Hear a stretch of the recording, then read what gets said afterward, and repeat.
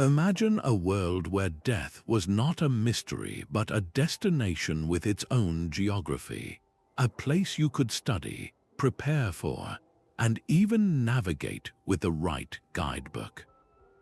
Ancient civilizations did exactly that, transforming the great unknown into intricately detailed realms complete with rivers to cross, gates to unlock, and divine judges waiting to weigh every soul's deeds. Think about it, long before we had satellites or maps of distant planets, we were already charting the terrain of the afterlife, using stories and symbols to make sense of what we could not see. This wasn't just about fear or superstition, it was about hope, justice, and the profound human need to find meaning beyond our brief time on Earth. From the moment our ancestors first looked to the stars or buried their loved ones with tokens for the journey, they were asking the same questions we still grapple with today. What happens when we die? Is there something more? And how do we live knowing that this life is not all there is? In this video, we're setting out on a journey through time and across cultures to explore how mythology became humanity's first and most enduring cartography of the afterlife. We'll wander through the sunless corridors of the Egyptian Duat, where spells from the Book of the Dead guided souls past demons and through judgment halls. We'll stand at the banks of the river Styx in Greek mythology, where Charon ferried the dead into a structured underworld of heroes, sinners, and ordinary souls. And we'll see how these vivid, surprising blueprints did more than just describe the hereafter. They shaped art, inspired literature, reinforced moral codes, and even laid the groundwork for modern psychology. These ancient maps were mirrors reflecting our deepest values, our fears of oblivion, and our hopes for redemption or reunion. What's truly remarkable is how these echoes of the underworld continue to resonate today, influencing everything from blockbuster films and video games to the way we think about justice, legacy, and what it means to live a good life. This is a story about us, about our endless curiosity, our hunger for understanding, and the stories we tell to light up the darkness.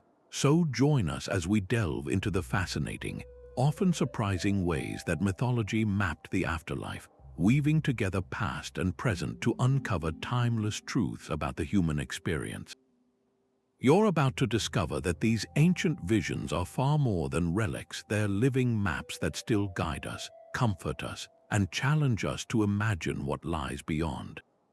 Consider this remarkable fact. From the very dawn of civilization, in societies separated by vast oceans and impassable mountain ranges, human beings independently developed intricate descriptions of what happens after we die. It's a phenomenon that stretches from the sun-baked tombs of Egypt to the misty highlands of the Andes, from the philosophical traditions of the East to the oral histories of isolated island cultures. This isn't a coincidence, it's a fundamental part of the human experience. The drive to map the afterlife seems to be woven into our very DNA, a universal response to the one journey every single one of us must eventually take. But why? What is it about our nature that compels us to draw charts for a land we can never physically visit? The simplest answer might seem to be fear, the sheer primal terror of the unknown. And while that certainly plays a role, the full picture is far more complex and much more beautiful. These maps were born not just from a fear of death, but from a profound love of life. They sprang from a hope for continuity, a deep-seated need to believe that the bonds we form, the love we share, and the deeds we do matter beyond our brief mortal span. Imagine a world without this hope, where a life of virtue ends in the same oblivion as a life of cruelty. Ancient societies intuitively understood that such a world view was unsustainable. So they created a system of cosmic justice, a divine ledger where good was ultimately rewarded and evil was punished. This is why the motif of a final judgment appears again and again, from the weighing of the heart in Egypt against the feather of Mat to the detailed court of Yama, the Hindu god of death. who meticulously assesses a soul's karma. This mapping process was also a powerful tool for social cohesion. These stories became the bedrock of moral education long before formal legal codes. By illustrating the dire consequences that awaited oath breakers, tyrants, and the selfish in the next world, leaders and elders could encourage harmonious behavior in this one. The terrifying landscapes of Tartarus or the icy misery of Helheim weren't just stories. They were cautionary tales that reinforced the cultural values necessary for a community to survive and thrive. In this way, mythology provided a framework for understanding not only the universe but our place within it, offering guidelines for living a meaningful life with the promise that our choices echo into eternity. Ultimately, these ancient maps of the afterlife functioned as a form of pre-scientific existential therapy. They gave people a language to talk about the unspeakable, a narrative to navigate the disorienting grief of loss, and a set of rituals to regain a sense of control in the face of life's greatest uncertainty. Whether it was preparing a loved one for their journey to the field of reeds with specific spells and amulets, or leaving coins on the eyes of the deceased to pay the Ferryman Charon, these practices offered comfort and a tangible way to express love and respect beyond the grave. This deep-seated psychological urge to chart the unknown reveals the core of our humanity, our relentless curiosity, our search for purpose, and our timeless need to believe that our story doesn't simply end with our last breath. Now, to truly appreciate the ingenuity of this universal human impulse, we need to examine one of its most sophisticated and enduring examples. Let's travel to the banks of the Nile River, where the ancient Egyptians didn't just imagine an afterlife, they engineered it with breathtaking precision.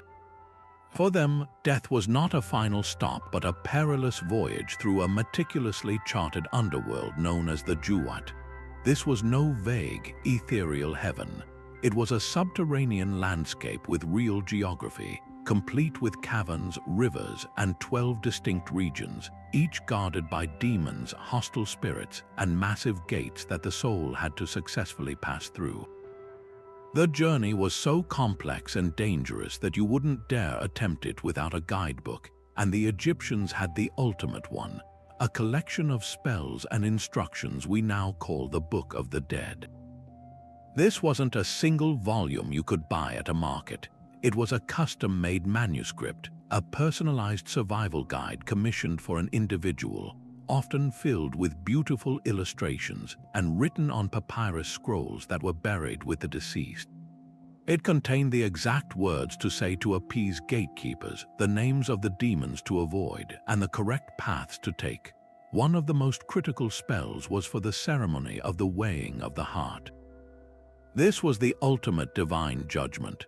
The deceased's heart, believed to hold all their deeds and secrets, was placed on a scale and balanced against the feather of Maat, the goddess of truth and cosmic order.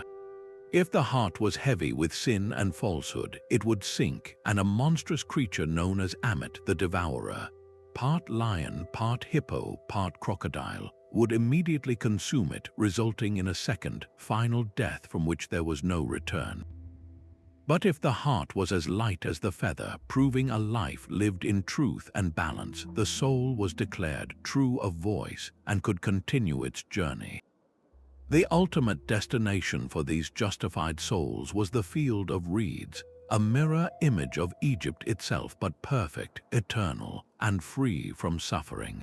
It was a paradise where one would live forever, farming abundant fields and enjoying the company of family and gods. This entire process reveals a fascinating blend of spirituality and what we might today call bureaucracy.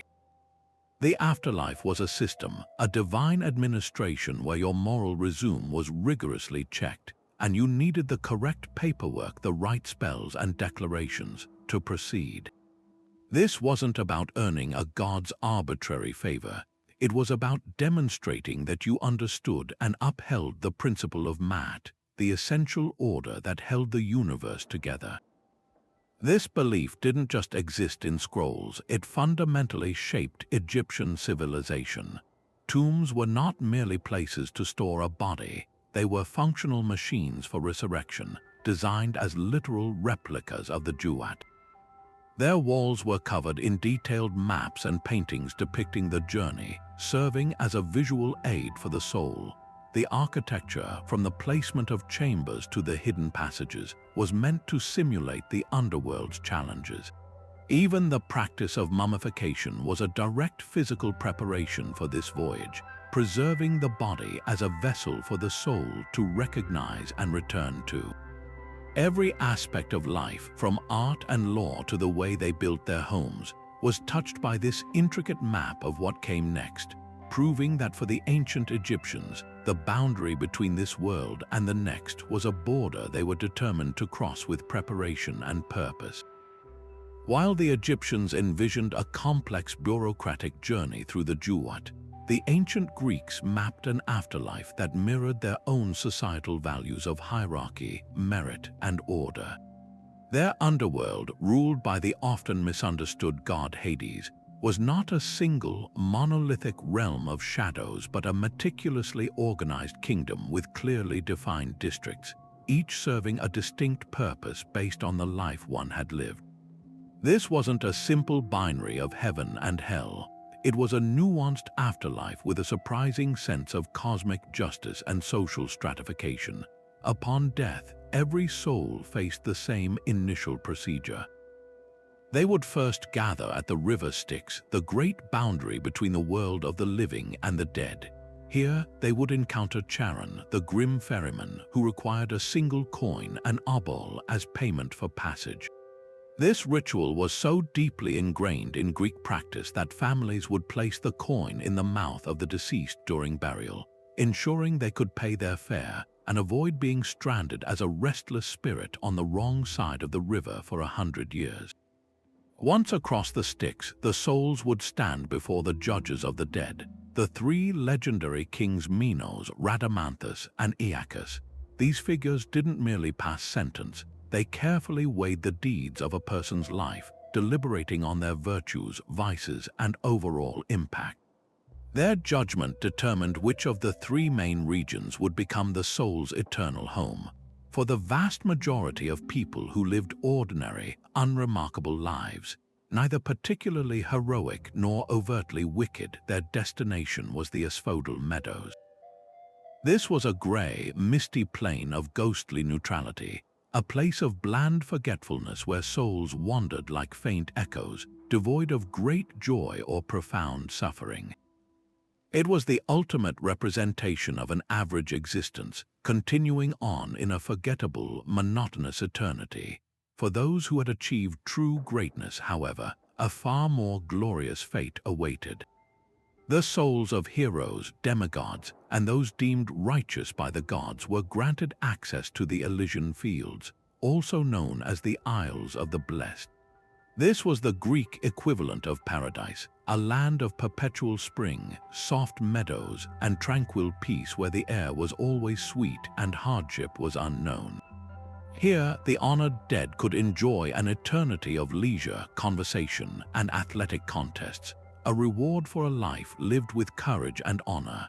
Conversely, those who had committed grave sins against the gods or their fellow humans, such as oath-breakers, murderers, and those guilty of hubris, the arrogant defiance of the divine order, were condemned to Tartarus.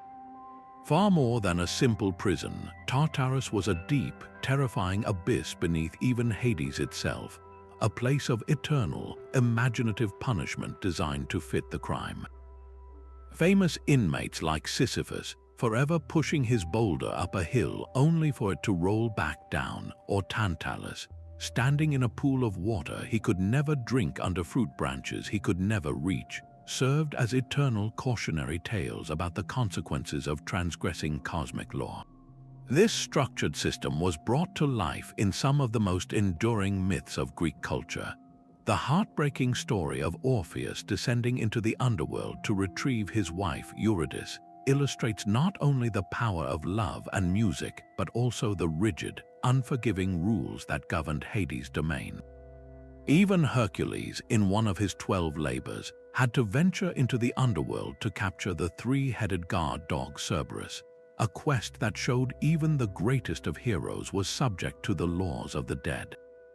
These narratives, immortalized in epic poetry like Homer's Odyssey and Virgil's Aeneid, used the geography of the afterlife as a powerful literary device to explore profound themes of fate, choices, redemption, and what it truly means to live a life worthy of remembrance. The Greek map of the afterlife, with its clear divisions and symbolic figures, provided a powerful framework for understanding that our actions in this life have direct and lasting consequences, shaping the eternity that awaits us all. While the Greeks and Egyptians built intricate systems of judgment and bureaucracy for the afterlife, the Norse peoples of Scandinavia envisioned a far more visceral and dramatic fate, one that reflected their harsh environment and warrior-centric culture. Their map of the hereafter was defined by a stark and powerful duality: the glorious, raucous hall of Valhalla and the cold, silent depths of Helheim. This split wasn't merely about rewarding the good and punishing the wicked. It was a fundamental reflection of the Norse worldview, where honor was found in courageous action and destiny was an inevitable force to be met head-on. To die quietly in one's bed from sickness or old age was to be relegated to Helheim, a misty, shadowy realm overseen by the goddess Hel, where souls led a dreary, passive existence, a continuation of life's end rather than a celebration of its peak. This was the fate most could expect, a quiet and underwhelming eternity, but for those who fell with a sword in their hand, who met their end on the battlefield, an entirely different destiny unfolded. Their death was not an end but a recruitment. The god Odin, the All-Father, was not a distant ruler but an active general preparing for a prophesied final battle, Ragnarok. To build his eternal army, he dispatched the Valkyries, fierce warrior goddesses whose name literally means choosers of the slain. These magnificent figures did not merely observe from afar. They soared over the chaos of battle on their winged steeds, their armor gleaming, and made the critical selection. They decided which fallen warriors were worthy of a greater purpose, personally escorting their chosen souls from the bloody field to the golden gates of Valhalla, Odin's majestic hall in Asgard. Once within Valhalla, the chosen Einherjar, or lone fighters, entered a warrior's paradise designed for both perpetual reward and relentless preparation. By day, they would engage in epic, friendly battles on vast fields, honing their skills to perfection. Though they might be mortally wounded in these contests, the magic of the realm ensured they were fully healed and whole by evening. And each night, they would gather in the great hall for a feast of unimaginable proportions. They would dine on the meat of the magical boar Sihrimnir, which regenerated every day to be slaughtered and eaten again, and drink endless mead from the udders of the goat Hythran. This wasn't just a party, it was a divine boot camp, a continuous cycle of training and camaraderie designed to forge these souls into the ultimate fighting force for when the horn of Heimdall would finally sound, signaling the beginning of Ragnarok. This mythological map had a profound and tangible impact on Viking society. The promise of Valhalla was not an abstract spiritual idea. It was a powerful cultural engine that encouraged immense bravery and a specific kind of joyful fatalism in battle. The Norse sagas are filled with heroes who faced overwhelming odds with a laugh, their courage steeled by the belief that a good death was a ticket to eternal glory. This wasn't a fear of hell that compelled them, but a passionate desire for a specific kind of heaven. Runestones erected by grieving families often proudly declared that a loved one had died in battle, etching their Valhalla-worthy status into stone for all to see. This belief system shaped their poetry, their art on carved longships, and their very approach to life, which was to be lived with audacity and courage because a quiet end meant a quiet eternity. The Norse afterlife, therefore, stands as a powerful testament to how a culture's stories about what comes next can directly forge the identity and actions of the people living now, turning the mystery of death into a clear call to purposeful, heroic living. After the structured realms of the Greeks and the glorious halls of the Norse, the ancient Mesopotamian vision of the afterlife presents a startling and sobering contrast. Here, in the Fertile Crescent between the Tigris and Euphrates rivers, the underworld was not a place of reward or punishment, but a universally shared, dreary destination known as Urkala, the land of no return. This was a stark, shadowy realm located deep beneath the earth, a dusty, dark place where the dead existed as mere whispers of their former selves, clothed in feathers like birds and sustained on a diet of mud and dust. There was no sunlight, no joy, and no distinction between the soul of a great king and that of a common laborer. All were equal in their misery, trapped in a joyless eternity under the rule of the formidable and melancholic goddess Ereshkigal. This vision might seem bleak to our modern sensibilities, but for the Mesopotamians, it was a profound and pragmatic acceptance of death's ultimate democracy. This concept is most vividly brought to life in one of the world's oldest surviving epics, The Descent of Inanna. The story follows the powerful goddess of love and war, Inanna, as she boldly decides to visit the underworld, perhaps out of curiosity or a desire to expand her domain. To enter, she must pass through 7 gates, and at each one, the gatekeeper forces her to remove a piece of her royal attire, her crown, her jewelry, her robes until she stands naked and vulnerable before her sister, Ereshkigal. Ereshkigal, seeing this act of intrusion, fixes Inanna with the eye of death and hangs her corpse on a hook. The mighty goddess is reduced to a lifeless lump of meat, a powerful metaphor for how death strips away all earthly status and power. Inanna is only revived through the clever intervention of other gods, but her escape comes with a terrible price. She must provide a substitute to take her place in Urkala. This chilling narrative doesn't just describe the underworld, it embodies its core principles: the inevitability of death, the loss of identity, and the inescapable power of Ereshkigal's domain. So why would a culture develop such a seemingly hopeless map of the hereafter? The answer lies in a radically different philosophical approach. Without the promise of paradise or the threat of hellfire, Mesopotamian mythology directed focus intensely onto the here and now. Since the afterlife offered no consolation, the meaning of one's life had to be built entirely within the mortal world. Legacy was everything. A person achieved a form of immortality through their children, their great deeds, the monuments they built, and the stories told about them after they were gone. This worldview encouraged ambition, innovation, and a fierce desire to leave a mark on the world that would outlast one's brief, dusty existence in Urkala. It was a powerful motivator for the incredible achievements of Mesopotamian civilization, their ziggurats, their legal codes, their advancements in astronomy and writing. This isn't to say they abandoned their dead to this grim fate. On the contrary, they developed intricate funerary rituals based on this very map. If the dead were stuck in a dark, hungry place, then the living had a sacred duty to make their existence slightly more bearable. Families would regularly pour libations of water, beer, or wine into pipes leading down into the graves of their ancestors, providing them with precious refreshment in the arid underworld. They would leave offerings of food so their loved ones wouldn't have to subsist on mud. To neglect these duties was a grave sin, as it was believed the forgotten dead could become restless, malevolent spirits who would rise to cause illness and misfortune for the living. This created a continuous, tangible link between generations, where honoring one's ancestors was a practical necessity for maintaining harmony and prosperity in the world above. The Mesopotamian map, in its stark honesty, didn't offer false hope.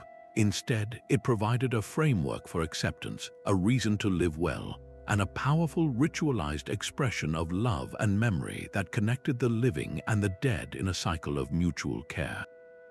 After the stark finality of Mesopotamian Urkala, the Eastern traditions of Hinduism and Buddhism offer a radically different vision of existence, one not of a single, final judgment, but of an endless, flowing river of lives. Here, the afterlife is not a destination you arrive at and remain in forever. It is merely a station, a temporary resting point in a vast and continuous journey of the soul known as samsara.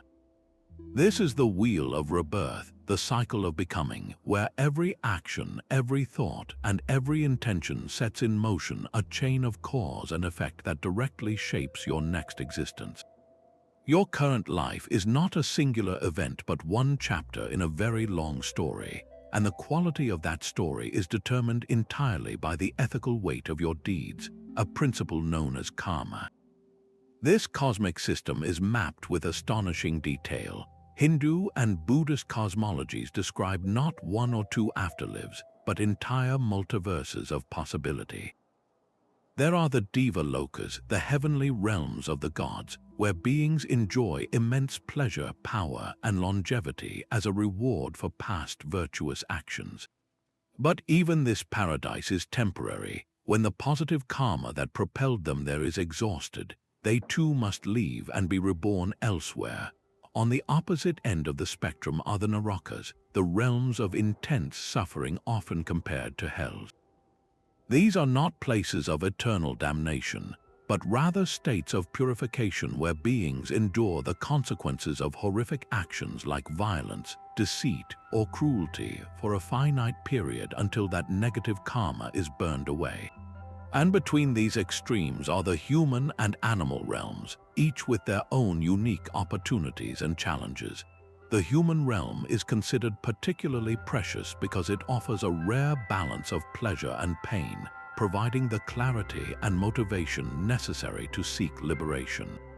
The ultimate goal within this intricate map is not to aim for a permanent spot in a heavenly realm. After all, even the gods are still trapped in the cycle.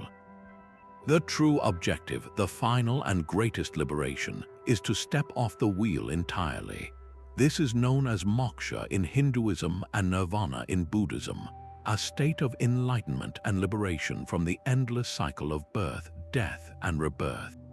It is the cessation of suffering, the blowing out of the flames of desire and ignorance that fuel the entire process. This isn't a place you go to, but a state of being you awaken to, a profound realization of the true nature of reality and the self. This dynamic, fluid map of existence places immense emphasis on personal responsibility. There is no external God doling out arbitrary rewards or punishments. You are the architect of your own destiny across countless lifetimes. This philosophy is powerfully articulated in sacred texts like the Bhagavad Gita, where Lord Krishna advises the warrior Arjuna to perform his duty without attachment to the results, focusing on the purity of the action itself rather than the karmic fruit it may bear.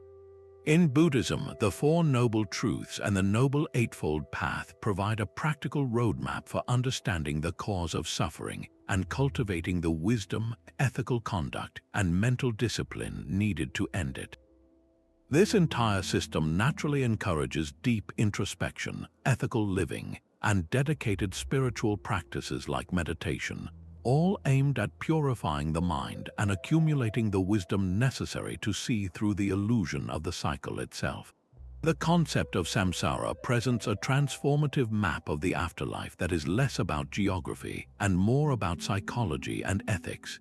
It is a call to continuous self-improvement, a reminder that every moment is an opportunity to shape a better future for yourself and, by extension, for all beings. It turns the entire question of the afterlife from a distant speculation into an immediate, pressing concern about how we choose to live right now, in this very lifetime, understanding that the echoes of our actions will reverberate far into the future. This Celtic vision of the otherworld presents a breathtaking contrast to the structured judgment halls and heroic feasting halls we've explored so far. Here, the afterlife isn't a distant, separate kingdom to be reached after a perilous journey. It's a parallel reality, a world that exists just beside our own, shimmering at the edges of perception. The Celts saw the veil between the worlds as thin and permeable, with certain places and times acting as natural portals. Ancient burial mounds, known as Shia, were not just graves but were believed to be the very dwellings of the gods and the exalted dead. A misty lake or a secluded spring wasn't merely a body of water. It could be the entrance to Tir Na and Og, the land of youth, a place of breathtaking beauty where age and sickness were unknown, and a single night of feasting could feel like 100 years of joy. This wasn't a reward for a moral life in the way other cultures defined it. It was a different state of being, accessible to those who were brave enough, lucky enough, or invited to cross over. The most powerful time of year for this thinning of the veil was the festival of Samhain, which we now know as Halloween. This was not a night of fear, but a sacred moment when the boundaries dissolved entirely. The spirits of the ancestors were believed to return to visit their homes, and the beings of the otherworld could walk freely among the living. Communities would light great bonfires both to honor these visitors and to offer protection, while families would set out offerings of food and drink to welcome their departed loved ones and ensure their benevolence. This practice reveals a relationship with the afterlife that is remarkably intimate and integrated. The dead were not gone, they were simply residing in the neighborhood next door, and maintaining a good relationship with them was essential for the prosperity and protection of the living. This cyclical view of existence, deeply tied to the natural world's rhythms of growth, harvest, death, and rebirth, meant that mortality was not a terrifying cliff edge but a natural turning in the great cycle. We see this world, you come alive in the magnificent old Irish tales. In the Voyage of Bran, the hero and his crew encounter a goddess in a silver chariot who sings to them of a magical island realm. They follow her and spend what feels like a single year in this paradise, only to return home and discover that centuries have passed on Earth, and their story has become ancient legend. This fluidity of time is a hallmark of the otherworld experience. Similarly, the stories of Finn Mac Cool and the Fianna often involve adventures where heroes slip into these mystical realms, sometimes through a sudden mist or by stepping into a fairy ring, engaging with its inhabitants who are often capricious, powerful, and utterly fascinating. These narratives weren't just entertainment. They were a cultural map, teaching that the cosmos was layered and mysterious, and that wonder and danger could be found just one step off the beaten path. This deeply ingrained belief shaped every aspect of Celtic life and death. Burial practices often involved interring people with personal belongings and tools, not necessarily to bribe divine judges, but to equip them for a continued existence in the otherworld that mirrored their life here. The profound respect for natural landmarks, a particular tree, a striking rock formation, a sacred well stemmed from the belief that these were places of power, junctions where one could communicate with or even step into the other side. This mapping of the afterlife reveals a culture that was profoundly animistic, seeing spirit and life force in every hill and stream, and viewing humanity as just one part of a much larger, enchanted conversation between worlds. It's a vision that surprises us with its lack of fear and its profound sense of belonging, suggesting that the great mystery of death might not be an end, but merely a transition into a different part of a continuous, interconnected whole. Far to the south, in the vibrant and often brutal civilizations of Mesoamerica, the maps of the afterlife reached a staggering new level of cosmological complexity. The Aztecs and Maya didn't just imagine a single underworld. They envisioned multi-layered universes where a soul's destination was precisely determined by the nature of their death, intricately weaving their fate into the very fabric of time, astronomy, and the gods' insatiable appetite for sacrifice. For the Aztecs, how you died was far more important than how you lived when charting your post-mortem journey. A warrior who fell in battle or a captive sacrificed on the temple altar would be chosen by the sun god, Huitzilopochtli, to accompany him on his daily journey across the sky from east to west. Similarly, women who died in childbirth, viewed as courageously capturing a new life for the community as a warrior captured an enemy, were honored as divine companions, guiding the sun on its perilous voyage through the darkness from west to east the next morning. But these were just two paths in a sprawling divine geography. Those who drowned or were struck by lightning, events connected to the rain god Tlaloc, were granted passage to Tlalocan. This was a verdant, peaceful paradise where food grew in endless abundance, a welcome reward that also explained why these particular deaths were not mourned excessively. For the vast majority, however, the destination was far more daunting. Mictlan, the shadowy land of the dead ruled by the skeletal god Mictlantecuhtli and his consort. Reaching this final resting place was not a simple matter of dying. It was a grueling 9-level journey that took 4 years to complete. The soul had to navigate a series of harrowing trials, crossing a deep river with only a yellow dog as a guide, passing between 2 clashing mountains, fleeing an obsidian wind, and finally presenting offerings to the lords of Mictlan themselves. This arduous voyage required the living to provide aid through elaborate funeral rites and ongoing offerings throughout the 4-year period, ensuring their loved one had the spiritual supplies needed to survive the ordeal. Meanwhile, the Maya's vision of the underworld, Xibalba, which translates ominously to place of fright, was a masterpiece of mythological terror and moral storytelling. Detailed in their epic text, the Popol Vuh, Xibalba was less a final destination and more a terrifying gauntlet of tests presided over by a host of decaying, malevolent gods with names like Pus Master and Jaundice Master, who specialized in agonizing diseases. The most famous explorers of this realm were the hero twins, Hunahpu and Xbalanque, who descended into Xibalba to avenge their father and uncle, who had been tricked and killed by its lords years before. The twins' journey is a brilliant narrative map of the underworld's challenges. They outsmart the gods in a series of trials, most famously surviving a night in the Bat House, and ultimately turn the Lord's own love of trickery and sacrifice against them, defeating them not through brute force but through superior cunning and magical illusion. This story was far more than simple entertainment. It was a foundational myth that explained the cycle of life, death, and regeneration, particularly the life cycle of maize, the staple crop that was the very heart of Mayan existence. The twins' descent and eventual triumph, followed by their resurrection as the sun and the moon, mirrored the planting of the seed descent into the earth, its death and decomposition, and its rebirth as a new plant. This profound connection to agriculture and astronomy was physically encoded into their world. Their towering pyramid temples were not just places of worship, they were architectural models of the cosmos. The 9 tiers of a pyramid, like the Temple of the Inscriptions at Palenque, represented the 9 levels of the underworld, while the summit reached toward the heavens, creating a literal axis mundi where priests could symbolically traverse between the realms.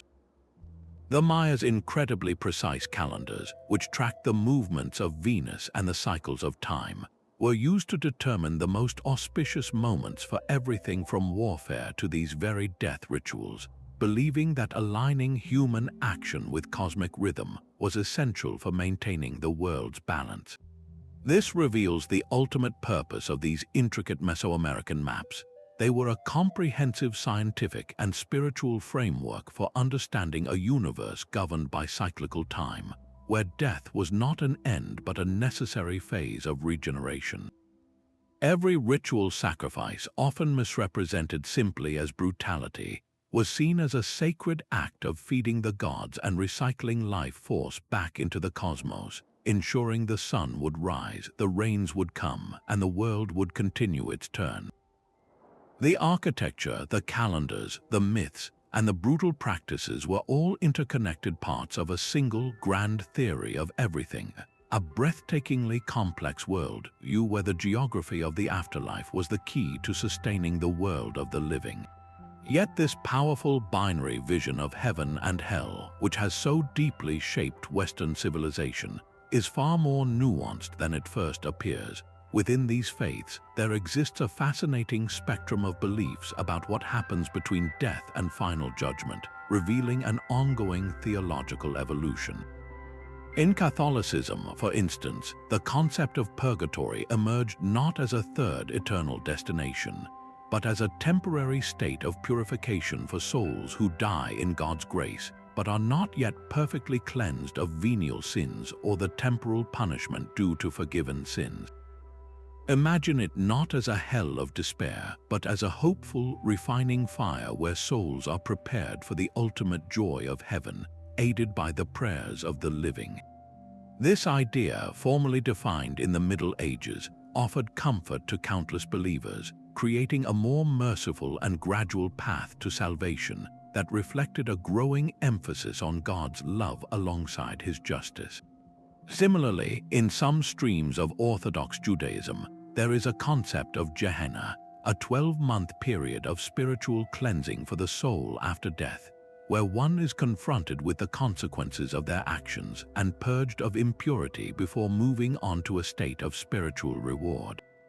Even in Islam, while the Quran vividly describes the gardens of paradise for the believers and the fire of Jahannam for the disbelievers, theological discussions have long pondered the possibility of an intermediate state, known as the barzakh, a barrier between death and resurrection where souls await their ultimate fate and where the actions of the living, through prayer and charity, can benefit the deceased. These nuanced layers show that even within traditions known for a clear dichotomy, the human experience of morality, justice, and divine mercy is too complex for a simple black and white map. Perhaps one of the most surprising aspects of this Abrahamic mapping is its profound debt to much older ideas. Centuries before the advent of Christianity and Islam, the Persian prophet Zoroaster founded a religion, Zoroastrianism, that presented the world with one of the first clearly defined dualistic cosmologies. Here, the universe was a battleground between the supreme god of light and wisdom, Ahura Mazda, and the destructive spirit of falsehood and darkness, Angra Mainyu. Zoroastrianism introduced the groundbreaking concepts of a final judgment after death, where the soul would be judged at the Chinvat Bridge, a heaven for the righteous, a hell for the wicked, and even a future resurrection of the dead and a savior figure who would renew the world. When Jewish communities lived under Persian rule during the Babylonian exile, they encountered these powerful ideas, which then began to weave their way into later Jewish thought, eventually influencing the developing theologies of Christianity and Islam. This isn't to say these faiths simply copied earlier myths, but rather that they engaged with, adapted, and transformed these powerful archetypes, refining them through their own unique revelations and experiences to create the profound maps that would guide billions. The impact of this mapped vision on human history is simply immeasurable. It provided the foundational moral architecture for entire legal systems, where laws were seen as reflections of a divine order with eternal consequences. It inspired some of the most breathtaking art and architecture ever created, from the soaring Gothic cathedrals designed to draw the eye heavenward to Dante Alighieri's Divine Comedy, which used the geography of hell, purgatory, and paradise as the ultimate canvas to explore the entirety of human sin, virtue, and love. This map dictated daily conduct for millions, offering a powerful incentive for ethical behavior and social cohesion, but its influence extends far beyond the medieval world. These ancient concepts of ultimate justice and final reckoning continue to echo in modern political ideologies, in our debates about justice and punishment, and in the very stories we tell, from the moral universes of fantasy epics to the plots of countless films and novels. The Abrahamic map of the afterlife endures not as a relic, but as a living, breathing force that continues to shape how we, as a culture, imagine the final meaning of a human life. These intricate maps of the afterlife would have remained abstract ideas, mere stories told around fires, if not for the powerful and tangible rituals that brought them to life in every culture around the world. Think of these funerary practices not as empty superstitions, but as the essential, practical gear you would pack for an unimaginably long and dangerous expedition. Every culture provided its dead with a specialized toolkit, carefully curated from their unique mythological guidebook, to ensure a safe passage through the unknown terrain they were about to traverse. The ancient Greeks placed a single coin, an obol, in the mouth of the deceased. This was the non-negotiable ferry fare for Charon, the stoic boatman who guided souls across the river Styx. To be buried without this coin was a terrifying prospect, condemning a soul to wander the shores for a century as a restless, lonely spirit. This was a simple, physical action that addressed a very specific logistical problem outlined in their map of Hades. Similarly, the Egyptians equipped their dead with the most comprehensive survival guide ever conceived, the Book of the Dead. This was no ordinary book. It was a custom-made, personalized manuscript filled with precise spells, passwords, and detailed illustrations of the demons and gods one would encounter in the Duat. A wealthy family might commission a beautifully illustrated papyrus scroll to be entombed with their loved one, containing the exact words to say to appease a gatekeeper or the name of a hostile spirit to avoid. They were also buried with Ushabti figures, small statuettes that were believed to magically animate in the afterlife to perform any manual labor the gods might demand, ensuring the deceased could enjoy eternal leisure in the field of reeds. This was about providing functional knowledge and literal assistance for the journey ahead. In ancient China, this concept of supplying the dead took on a truly spectacular form with the practice of burning joss paper, also known as spirit money. The belief was that the smoke from these burned offerings would transform in the spirit world into the very items depicted on the paper, not just currency, but elaborate paper replicas of houses, cars, clothing, and even smartphones. This wasn't a vague gesture of respect. It was a direct shipment of essential supplies to a loved one residing in the other world, reflecting a deeply held belief in a continuous existence where the needs of the spirit mirrored the needs of the living. It was a way to maintain a relationship and provide comfort across the Great Divide. And this is the beautiful, dual purpose of all these rituals. While they were designed to guide and equip the dead, they were, perhaps even more importantly, a profound source of comfort and control for those left behind. In the face of death's utter uncertainty and the paralyzing grip of grief, these prescribed actions gave the living a role to play, a job to do. They transformed helpless mourners into active participants in their loved one's journey. By carefully washing and dressing a body, by placing specific grave goods in a tomb, by reciting the correct prayers or burning the right offerings, families could channel their sorrow into purposeful action. This created a powerful psychological anchor, a sense that they were not powerless against the immense void of death. They were ensuring their mother, their child, their friend had the best possible chance in the realm to come. This ritualized care provided a structured way to express love, grief, and hope long after the last goodbye was spoken. The most powerful evidence for the enduring need for these practices is how they persist and evolve in our modern world. Nowhere is this more vivid than in Mexico's Dia de los Muertos, the Day of the Dead. This is not a somber day of mourning, but a vibrant, joyous celebration where families build elaborate ofrendas or altars in their homes. They decorate them with marigold petals to guide the spirits with their vibrant color and scent, place out the favorite foods and drinks of the departed, and light candles to welcome them back for a brief annual visit. It is a community-wide ritual that perfectly exemplifies the ancient principles. It uses a specific map of the afterlife, one where the dead can return, and provides them with comfort and sustenance. But it also provides immense comfort to the living, transforming grief into celebration, memory into presence, and loss into a temporary, joyful reunion. This enduring tradition, like so many others across the globe, proves that our ancient maps of the afterlife are not forgotten relics. They are living, breathing blueprints that continue to show us how to honor those we have loved and lost, giving shape to our sorrow and hope to our hearts.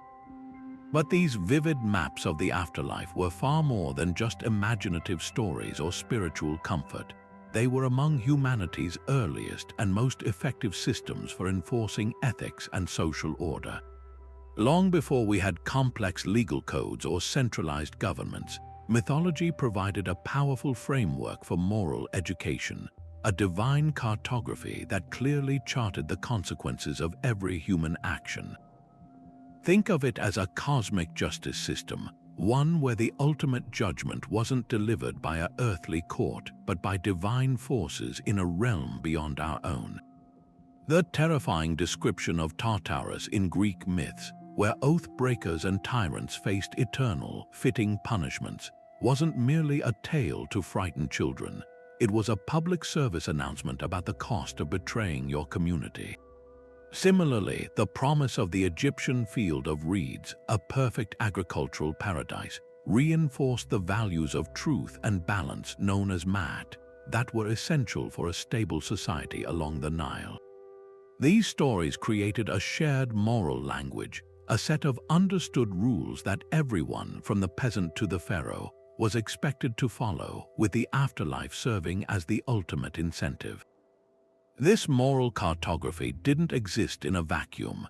It often mirrored and reinforced the very hierarchies that structured ancient societies. The afterlife destinations were frequently tailored to one's social role, providing a divine justification for the established order. In Norse belief, only warriors who died bravely in battle were chosen by the Valkyries for Valhalla, a concept that naturally encouraged the values of courage and loyalty essential to Viking culture. In India, the complex caste system found its reflection in the laws of karma and the cycle of samsara, where one's birth into a particular station was seen as the direct result of actions in a past life. This provided a powerful, spiritually sanctioned explanation for social inequality, encouraging individuals to accept their lot in life and fulfill their prescribed duties or dharma, with the promise that ethical conduct could lead to a better rebirth in the next cycle. The map of the afterlife, therefore, became a tool for social stability, teaching people that their place in the world was part of a larger, divinely ordained plan. Yet, for all its use in maintaining the status quo, this mythological mapping also held within it the seeds for critique and reform, because these were stories passed down and reinterpreted over generations. They were adaptable. Later poets, priests, and philosophers could revisit these myths and emphasize different aspects, subtly shifting the moral emphasis to suit new cultural values. The Greek concept of Hades originally had a very rigid, almost bureaucratic system of judgment, but later philosophical schools began to interpret these tales more allegorically. Plato, in his myth of used the geography of the afterlife not just to threaten punishment, but to explore profound questions about the nature of justice, choice, and the soul's journey toward enlightenment. In a similar way, within Christianity, the medieval development of the concept of purgatory introduced a new layer of divine mercy into what had been a stricter heaven or hell dichotomy. It offered a second chance, a hopeful path of purification that reflected a growing emphasis on God's compassion alongside His justice. This ability to reinterpret the map allowed these traditions to remain relevant, adapting their moral teachings to address new ethical dilemmas and social concerns throughout history. Ultimately, these ancient maps of the afterlife reveal a timeless human endeavor, the struggle to answer the most fundamental question of how to live a good life. By projecting our deepest fears and highest aspirations onto a cosmic canvas, we created narratives that gave weight to our choices and meaning to our struggles. The stories of judges weighing hearts, of heroes navigating underworlds, and of souls cycling through lives were never just about death. They were always about life. They were a way to visualize the invisible threads connecting our actions to their consequences, to impress upon every generation that integrity, compassion, and courage matter in a universe that often feels random and unforgiving. This intricate moral cartography shows us that long before philosophy textbooks or ethical debates, it was mythology that taught us to look at our lives and ask not just what we are, but who we choose to become. While these myths give us the stories, it is archaeology that provides the physical, tangible proof of how deeply these beliefs were woven into the very fabric of ancient life. The Grand Pyramids of Giza are not merely colossal tombs. They are the ultimate expression of the Egyptian map of the Duat, designed as a divine machine to propel the pharaoh's soul from the earthly realm directly into the celestial company of the gods. Their precise alignment with stars like those of Orion's belt wasn't an astronomical coincidence but a calculated feature, creating a celestial staircase for the soul to climb. Inside, the walls of burial chambers were not left blank. They were covered from floor to ceiling with intricate hieroglyphs and paintings from texts like the pyramid texts and later the coffin texts. These were not decorations, they were functional instructions, a permanent, built-in version of the Book of the Dead, ensuring the king had every spell and every map landmark he would need for his journey readily at hand forever. This practice of building a microcosm of the afterlife extended far beyond Egypt. In China, the first emperor, Qin Shi Huang, took this concept to a staggering extreme. His tomb, guarded by the now famous terracotta army of thousands of life-sized, uniquely sculpted soldiers, was more than a show of imperial power. It was a meticulously crafted replica of his entire imperial court and domain, intended to be fully functional in the next world. The soldiers were there to protect him, clay officials were there to administer, and recent excavations have even revealed terracotta acrobats and musicians to provide entertainment. This wasn't metaphor, it was a literal belief that the afterlife required the same infrastructure as the world of the living, and the emperor's burial complex was the ultimate provisioning for his eternal rule. Even the personal graves of common people across cultures were stocked with practical grave goods that reflected their specific mythological map. A Viking chieftain buried in his longship with his weapons, his hunting dogs, and provisions for a journey wasn't just being honored. His people were equipping him for the voyage to Valhalla and the great feasts to come. A Celtic noblewoman interred with her finest jewelry and a chariot was being prepared for her place in the splendid otherworld. These artifacts, found by archaeologists, are direct testimony to what people genuinely believed was waiting for them and what they would need to survive and thrive there. It turns the abstract idea of an afterlife into a practical concern, impacting economies and inspiring trade in everything from specially crafted amulets to the incense and spices used in preservation and ritual. Perhaps one of the most exciting aspects of this field is that it is never static. New discoveries constantly refine our understanding. For decades, the Mayan underworld of Xibalba was known primarily from the epic Popol Vuh. But recent archaeological work has given us a physical connection to that terrifying place. In 2011, researchers in Mexico discovered a vast network of subterranean temples and tortuous passageways filled with water, human remains, and carved altars deep beneath the ancient city of Chichen Itza. This wasn't just a natural cave system. Its layout and the artifacts within directly mirrored the descriptions of the deadly, watery, and labyrinthine House of Trials from the myth. It appears the Maya may have literally built their own symbolic entrance to Xibalba, a place where they could perform rituals and perhaps communicate with the lords of the underworld. blurring the line between the mythological map and the physical world in a breathtakingly literal way. These tombs and artifacts are therefore so much more than historical curiosities or treasure troves for museums. They are the ultimate bridges between belief and action.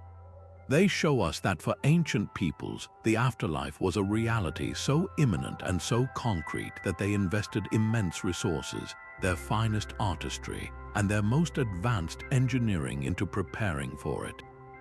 By studying these physical maps, we don't just learn about their death rituals. We gain an intimate window into their values, their fears, their social structures, and the breathtaking power of the stories that gave meaning to their entire existence, from the grandest pharaoh to the most humble artisan. The power of these ancient maps didn't fade with the civilizations that created them. Instead, they found a vibrant new life in the world of literature, where poets and storytellers became the new cartographers of the unseen.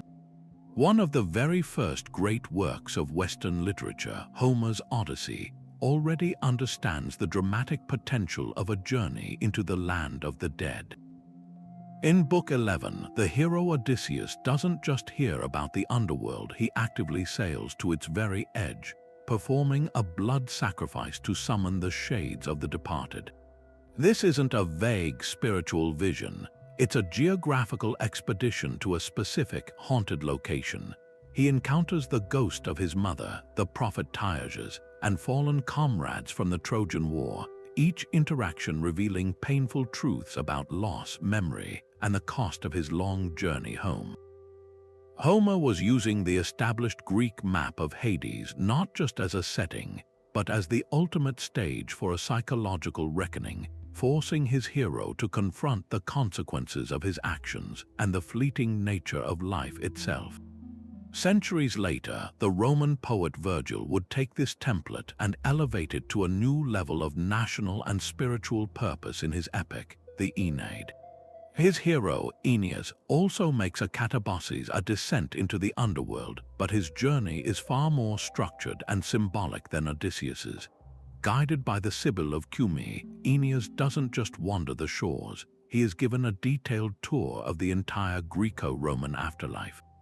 He witnesses the sorrowful fields of mourning, passes the tormented souls in Tartarus, and is finally granted a vision of Elysium, where he sees the future spirits of Rome's great heroes waiting to be born.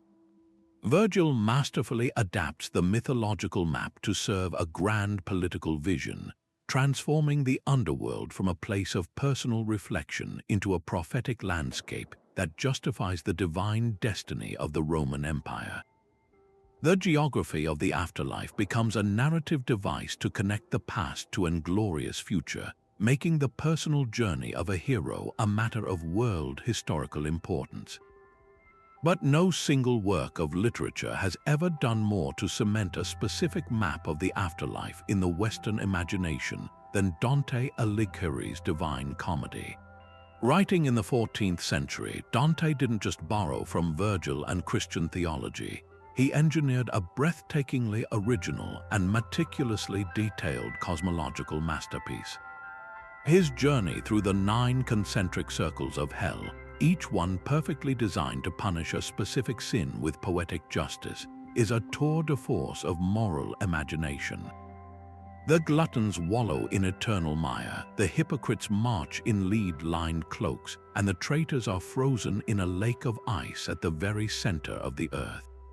But Dante doesn't stop there. He then ascends the 7-tiered mountain of purgatory, where souls actively purify themselves through prayer and perseverance, and finally, he is guided through the celestial spheres of paradise, culminating in a vision of God. The comedy is the ultimate fusion of map and meaning, using the geography of the afterlife as a massive, sprawling canvas to explore everything from personal guilt and political vendettas to the very nature of divine love, justice, and human free will. This rich tradition of using the afterlife as a narrative and philosophical playground has never ceased. Modern authors constantly mine these ancient maps for new treasure. Neil Gaiman's American Gods populates the contemporary United States with forgotten deities from old world pantheons, exploring what happens to these mythological beings when the people who believe in them are gone. Their struggles for relevance are a powerful metaphor for cultural memory and the things we choose to forget. Similarly, J.K.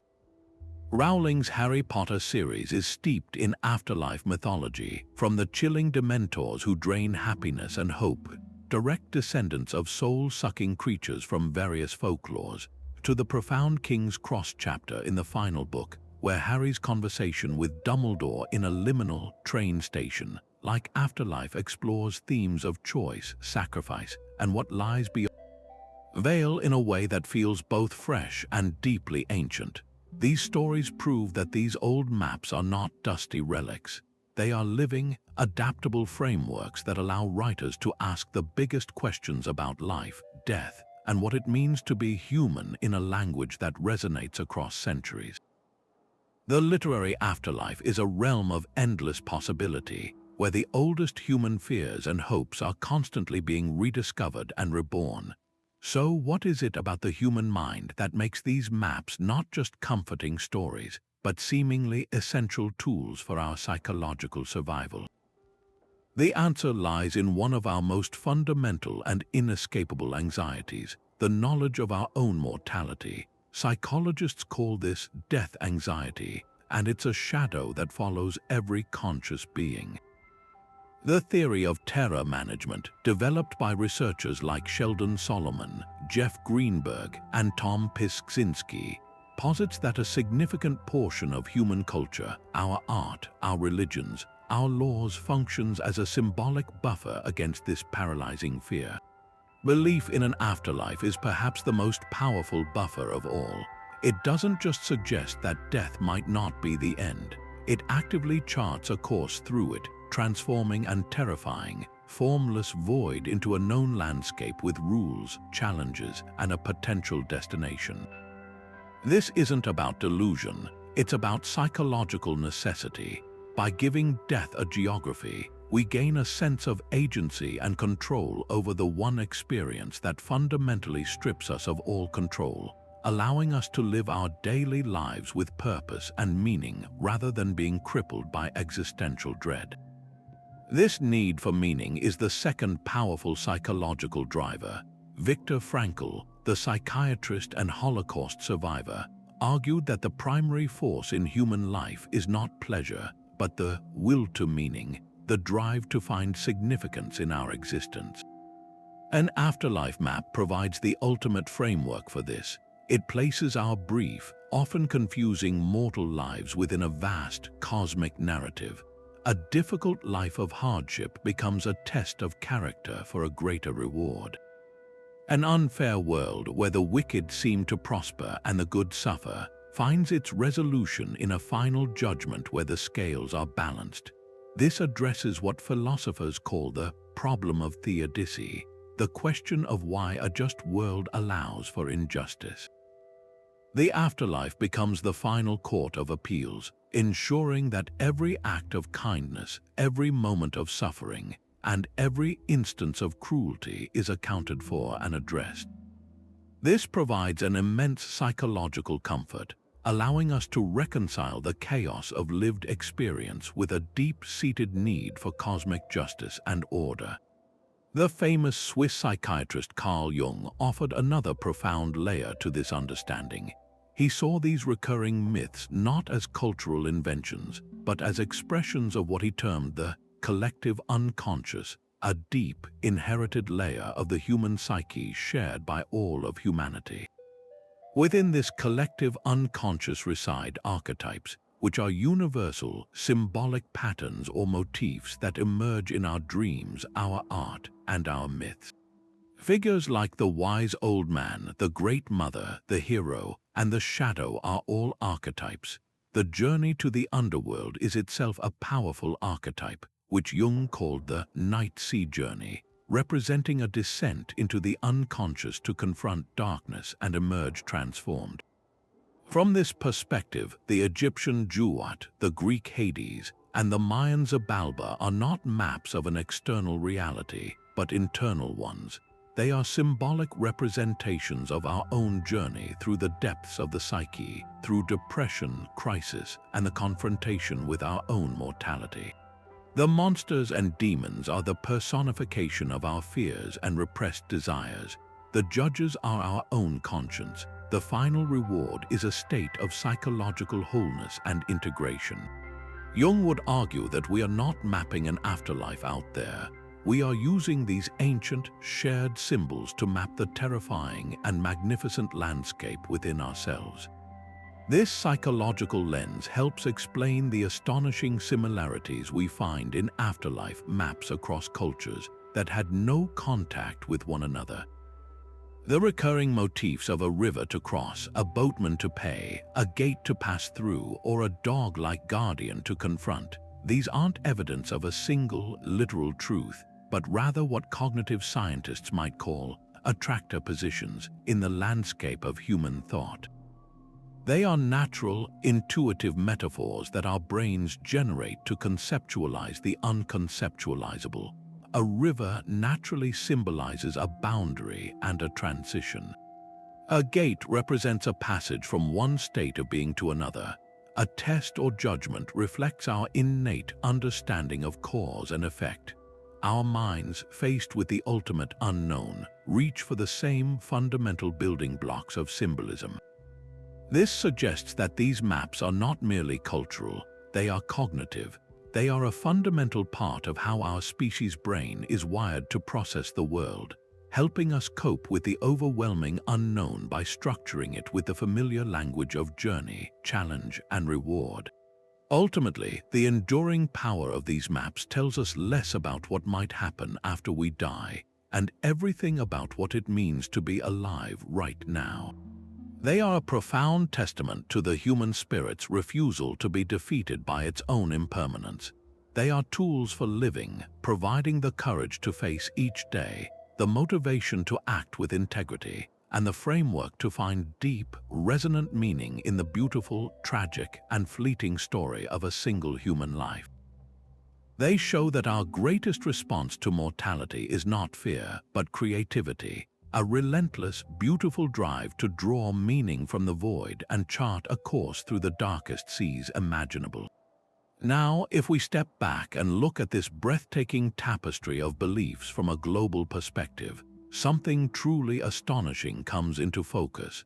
Despite being separated by continents and millennia, these intricate maps of the afterlife are woven with threads of startlingly similar imagery. It's as if humanity, in its collective imagination, kept returning to the same powerful symbols to describe the indescribable. Consider the near-universal presence of a river that must be crossed. The ancient Greek soul needed a coin to pay the ferryman Charon for passage across the river Styx. In ancient Egypt, the deceased might have to navigate the celestial Nile on the solar god's bark. In Hindu tradition, the soul must cross the Vaitana River, which flows with blood and filth, its difficulty determined by the weight of one's sins. And even in modern near-death experiences, people often report moving through a tunnel toward a light, a motif that echoes this same theme of a transitional passage. Water, in its endless flowing nature, becomes the perfect, intuitive metaphor for the ultimate transition, the moving from one state of being to another, a boundary between the known world of the living and the mysterious realm of what comes next. This pattern of shared symbols extends far beyond rivers. The figure of a divine judge or a guardian of the threshold appears with remarkable consistency. In Egypt, it was Anubis or Osiris presiding over the weighing of the heart. In Greece, the three judges Meadows, Rhadamanthus, and Aeacus decided the fate of souls.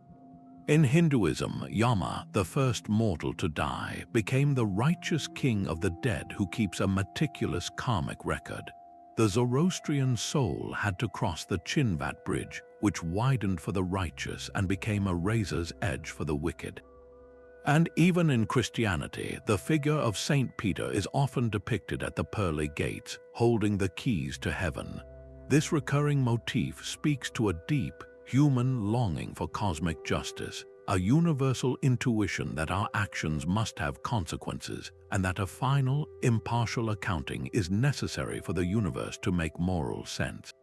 These judges aren't merely arbitrary gatekeepers. They represent the collective conscience of humanity, the hope that in the end, fairness will prevail.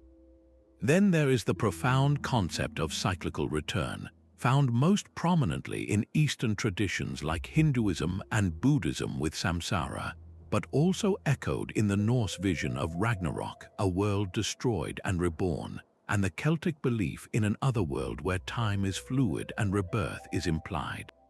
This stands in contrast to the more linear models found in Abrahamic faiths, which move from a point of creation toward a final judgment. This fundamental difference in mapping the afterlife reveals a deeper divergence in how cultures perceive time itself. Is history an arrow shot toward a specific target, or is it a great wheel turning endlessly? The answer a culture gives shapes its entire worldview, from its art and philosophy to its very understanding of progress and purpose.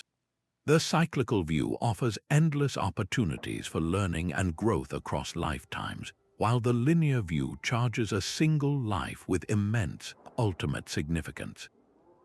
Both are powerful responses to the same human need for meaning. So how do we explain these incredible parallels? Scholars have long debated this. Some, like the renowned mythologist Joseph Campbell, argued for the existence of a monomyth, a fundamental, underlying story hardwired into the human psyche, what he called the hero's journey, which includes this descent into the underworld. From this perspective, these similarities are archetypal, emerging from the collective unconscious, a shared mental inheritance of all humanity. Our brains, regardless of culture, seem to generate similar symbolic solutions to universal problems like death, fear, and the desire for justice. Water will always feel like transition. Light will always symbolize goodness and knowledge, while darkness represents fear and the unknown. A bridge or a gate will always represent a passage from one state to another.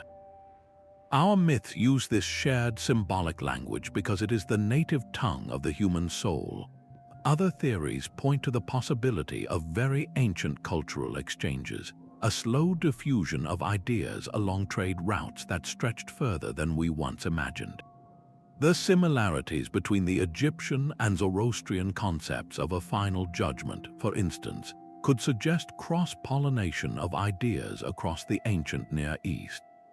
But often, the parallels exist between cultures that had no possible contact, which lends greater weight to the psychological explanation. What's most important is that this comparative study doesn't reduce these rich traditions to copies of one another. Instead, it does the opposite. By noticing what they share, we can better appreciate the brilliant, unique flourishes each culture added. The Egyptian obsession with bureaucratic precision, the Norse celebration of heroic fatalism, the Mesopotamian stark acceptance, these are not erased by their commonalities, they are highlighted. Recognizing the shared river makes the specific details of each boatman, each toll, and each far shore all the more fascinating. This global perspective shows that mythology is humanity's oldest and most profound bridge, connecting us across time and space through the stories we tell about the greatest mystery we all must face. This profound human need to visualize the unseen didn't just live in scrolls and stories. It found its most breathtaking expression by transforming stone, pigment, and light into tangible visions of the world to come. Across civilizations, the abstract maps of the afterlife became the ultimate muse, inspiring some of the most magnificent art and architecture humanity has ever produced. These creations were far more than mere decoration. They were functional, three-dimensional guidebooks and powerful tools of belief, designed to educate, awe, and unite entire communities under a shared vision of eternity. In ancient Egypt, the walls of tombs were not left blank, but were covered from floor to ceiling with intricate paintings and hieroglyphs from the Book of the Dead. These were not arbitrary scenes, they were literal instructional diagrams, a detailed painting of the weighing of the heart ceremony, with Anubis adjusting the scales and the monstrous Ammit waiting nearby, served as a permanent visual aid for the soul, ensuring they remembered the precise spells and challenges they would face. The tomb itself was architecture as a resurrection machine, its chambers and passages designed to mirror the treacherous geography of the Duat, providing a physical space for the soul to practice its journey. This tradition of turning myth into masonry reached its spectacular zenith in the Gothic cathedrals of medieval Europe. Walking into Notre Dame or Chartres Cathedral is an overwhelming sensory experience deliberately engineered to simulate a foretaste of heaven. The architects used revolutionary techniques like flying buttresses to build walls that seemed impossibly thin and tall, punctured by vast expanses of stained glass. These windows were not just colored glass, they were massive, luminous storybooks. Sunlight streaming through these vibrant panels would project scenes from the Bible. The Last Judgment, the rewards of paradise, the torments of hell on, to the interior floors and walls, literally bathing the worshippers in sacred light and narrative. The entire vertical thrust of the architecture, drawing the eye up through ribbed vaults toward the heavens, was a physical metaphor for the soul's ascent from the earthly realm toward God. Every sculpture on the facade, every carving on a capital, was a piece of the Christian afterlife map, making complex theological concepts accessible to a largely illiterate population and reinforcing the Church's teachings with overwhelming beauty and scale. Even in cultures without massive stone structures, art served this essential cartographic function. Ancient Greek potters painted elaborate scenes of Hades on their vases and funerary vessels, depicting Heracles wrestling Cerberus or Orpheus pleading with a pale, shadowy Persephone. These were not just myths for entertainment, they were familiar references that provided a visual vocabulary for the afterlife, comforting the bereaved by making the unknown feel knowable and structured. In Tibet, intricate and colorful Thangka paintings map the Buddhist bardo, the intermediate state between death and rebirth, with geometric precision, guiding meditators through the visions they might encounter and helping them navigate toward a favorable reincarnation or liberation. This powerful fusion of art and mythology is not confined to ancient history. It is a living, evolving tradition. Today's digital landscapes are the new canvases for these eternal questions. Blockbuster films like What Dreams May Come visualize the afterlife as a painting come to life, while Coco vibrantly animates the Mexican land of the dead, educating a global audience about Dia de los Muertos traditions. The massively popular video game Hades stands as a masterclass in this modern adaptation, allowing players to not just hear about but actively explore a beautifully rendered and deeply researched interpretation of the Greek underworld, battling its guardians and conversing with its inhabitants. Virtual reality experiences are now being developed to simulate near-death experiences, offering a new, immersive form of visual storytelling. This enduring impulse to create art from our afterlife myths demonstrates a fundamental truth about humanity. We are driven to make the abstract concrete, to give form to our fears and hopes, and to use every tool at our disposal, from charcoal and stone to pixels and code, to build bridges across the greatest unknown, creating shared beauty from our deepest uncertainties. For the ancient Greeks, mythology was not just a collection of entertaining stories, but a vital medium for exploring the deepest questions of existence, and perhaps no one understood this better than the philosopher Plato. Living in a world steeped in the tales of Homer and Hesiod, Plato faced a dilemma. He was deeply critical of the poet's often capricious and immoral gods, yet he recognized the immense power of myth to convey profound truths that pure logic struggled to express. His brilliant solution was to invent his own myths, philosophical parables designed to illuminate complex ideas about the soul, ethics, and the nature of reality. The most stunning example of this is the myth of which concludes his monumental work, The Republic. After hundreds of pages of intricate logical argument about what constitutes a just society and a just soul, Plato turns to story. He tells the tale of a soldier who dies in battle only to revive on his funeral pyre and report back on everything he witnessed in the afterlife. Describes a breathtaking cosmic mechanism where souls are judged for their earthly deeds, spend 1,000 years either being purified in the heavens or punished beneath the earth, and are then brought to a vast plain to choose their next life from a multitude of lots.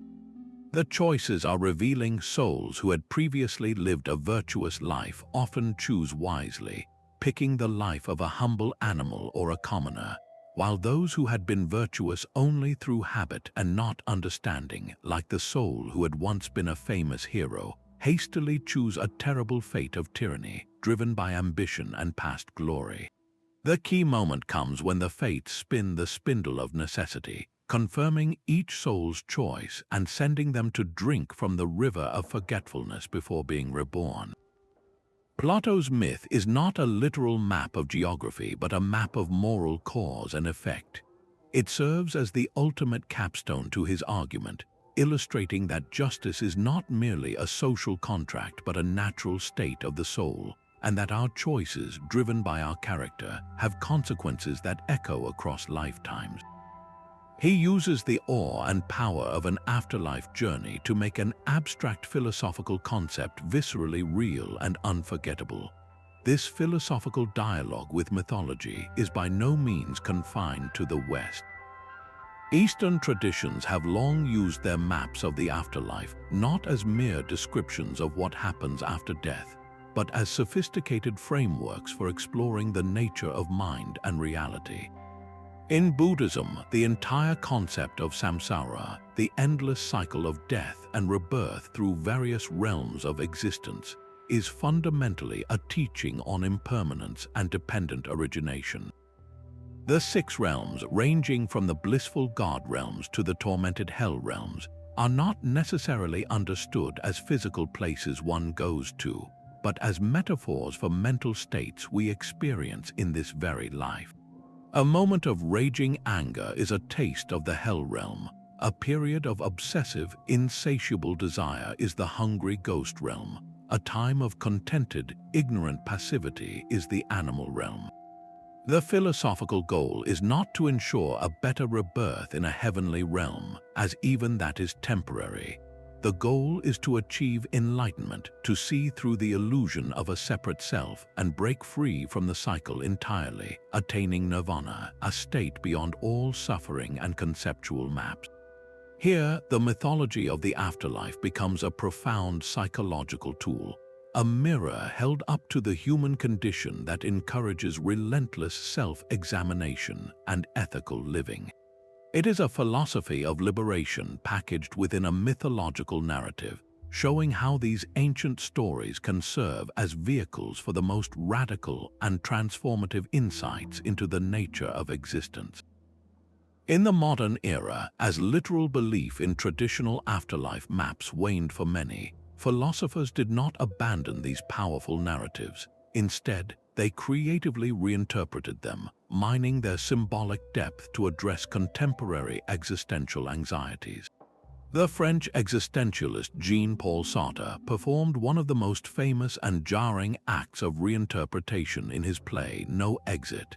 He takes the traditional Christian concept of hell, a place of eternal physical punishment, and completely reinvents it. There are no fiery pits or devils with pitchforks in Sartre's hell. Instead, it is a perfectly ordinary yet tastefully hideous Second Empire drawing room.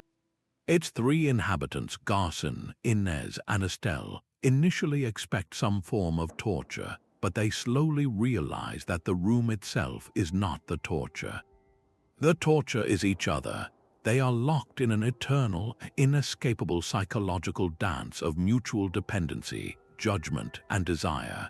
Garcin, who needs to believe he was not a coward, desperately seeks validation from the others, who only reflect back his own self-loathing. Their dialogue becomes a hall of mirrors, each person trapping the others in a fixed, damning identity from which there is no appeal. The famous concluding line, "Hell is other people," is often misunderstood as a statement of misanthropy. In context, it is far more profound. Sartre is arguing that without the ability to see ourselves truly, we become imprisoned by the gaze of others, forever defined by their perceptions. Hell is the state of being unable to escape the objectifying look of another consciousness, which robs us of our freedom and authentic self. Sartre uses the framework of hell not to describe a post-death punishment, but to illuminate the very real psychological hells we create for ourselves and each other in life, making a centuries-old mythological concept urgently relevant to the modern struggle for authenticity and meaning. This continuous conversation between mythology and philosophy reveals a dynamic and endlessly fertile relationship. One does not simply replace the other. Instead, philosophy provides the critical tools to analyze, refine, and extract the enduring wisdom from mythological narratives, while mythology provides the rich, symbolic language and emotional resonance that pure abstraction often lacks. They are two different ways of grappling with the same fundamental mysteries. A mythological map of the afterlife gives us a story, a journey with challenges, judges, and destinations. Philosophy takes that story and asks what it means for how we should live. What does the weighing of the heart tell us about the nature of justice? What does the cycle of samsara reveal about the cause of suffering? What does a metaphorical hell say about the human condition? This dialogue ensures that these ancient stories are never static relics. They are living, breathing inquiries that continue to challenge and inspire us, offering a timeless vocabulary for exploring the weightiest questions of identity, morality, and what it ultimately means to be. Yet, even as we look to the stars, one of the most fascinating modern reinterpretations of the afterlife is happening much closer to home, playing out on our television screens and in our streaming queues. The hit philosophical comedy The Good Place stands as a masterclass in updating ancient maps for a contemporary audience that craves moral nuance. The show initially presents a familiar binary, a clearly defined good place and bad place, but then brilliantly deconstructs it, revealing this system to be hopelessly outdated and incapable of judging modern lives filled with complex ethical dilemmas. How do you score a soul when the consequences of our actions are tangled in global supply chains? When a simple purchase like a tomato might involve unintended environmental harm or questionable labor practices? The show's answer is to evolve the map entirely, moving away from eternal, static reward or punishment and toward a system focused on education, growth, and redemption. In the end, the solution isn't a better judge or a more accurate point system. It's a school. This reflects a profound shift in modern values, prioritizing self-improvement, understanding, and restorative justice over the blunt instruments of eternal damnation or bliss. It suggests that a good afterlife, like a good life, is a process, not a destination, a notion that would have fascinated Plato and the Buddha alike. This cultural evolution is paralleled by a technological one that is creating entirely new frontiers for these ancient stories. The concept of digital immortality is a stunning example where the old yearning to cheat death is now pursued through code and data. Companies are exploring ways to create AI-powered digital avatars trained on a person's social media posts, messages, and memories, effectively creating an interactive conversational ghost. While this is framed in the cutting-edge language of artificial intelligence, it's essentially a scientific retelling of the ancient Egyptian practice of provisioning the dead for the afterlife. Instead of Ushabti figurines and spells written on papyrus, we're offering our digital twins vast archives of personal data to ensure their continued life in a silicon-based cloud. It's a new kind of necropolis, not carved from stone but built on servers, and it raises age-old questions in a new light. What is the essence of a soul if it can be reduced to an algorithm? If a perfect simulation of you continues to talk to your loved ones, in what sense have you truly died? This modern quest echoes the most ancient ones, proving that our tools change, but our deepest desires remain remarkably constant. Bridging the gap between technology and spirituality is the widespread fascination with near-death experiences, or NDE. What makes these personal accounts so compelling is how they consistently mirror the archetypal elements of mythological maps, despite occurring in people from all different cultural and religious backgrounds. Individuals report the sensation of moving through a tunnel toward a loving light, a life review where they witness the consequences of their actions, and encounters with benevolent beings, motifs that directly echo the river crossings, divine judges, and weighing of the heart found in ancient traditions.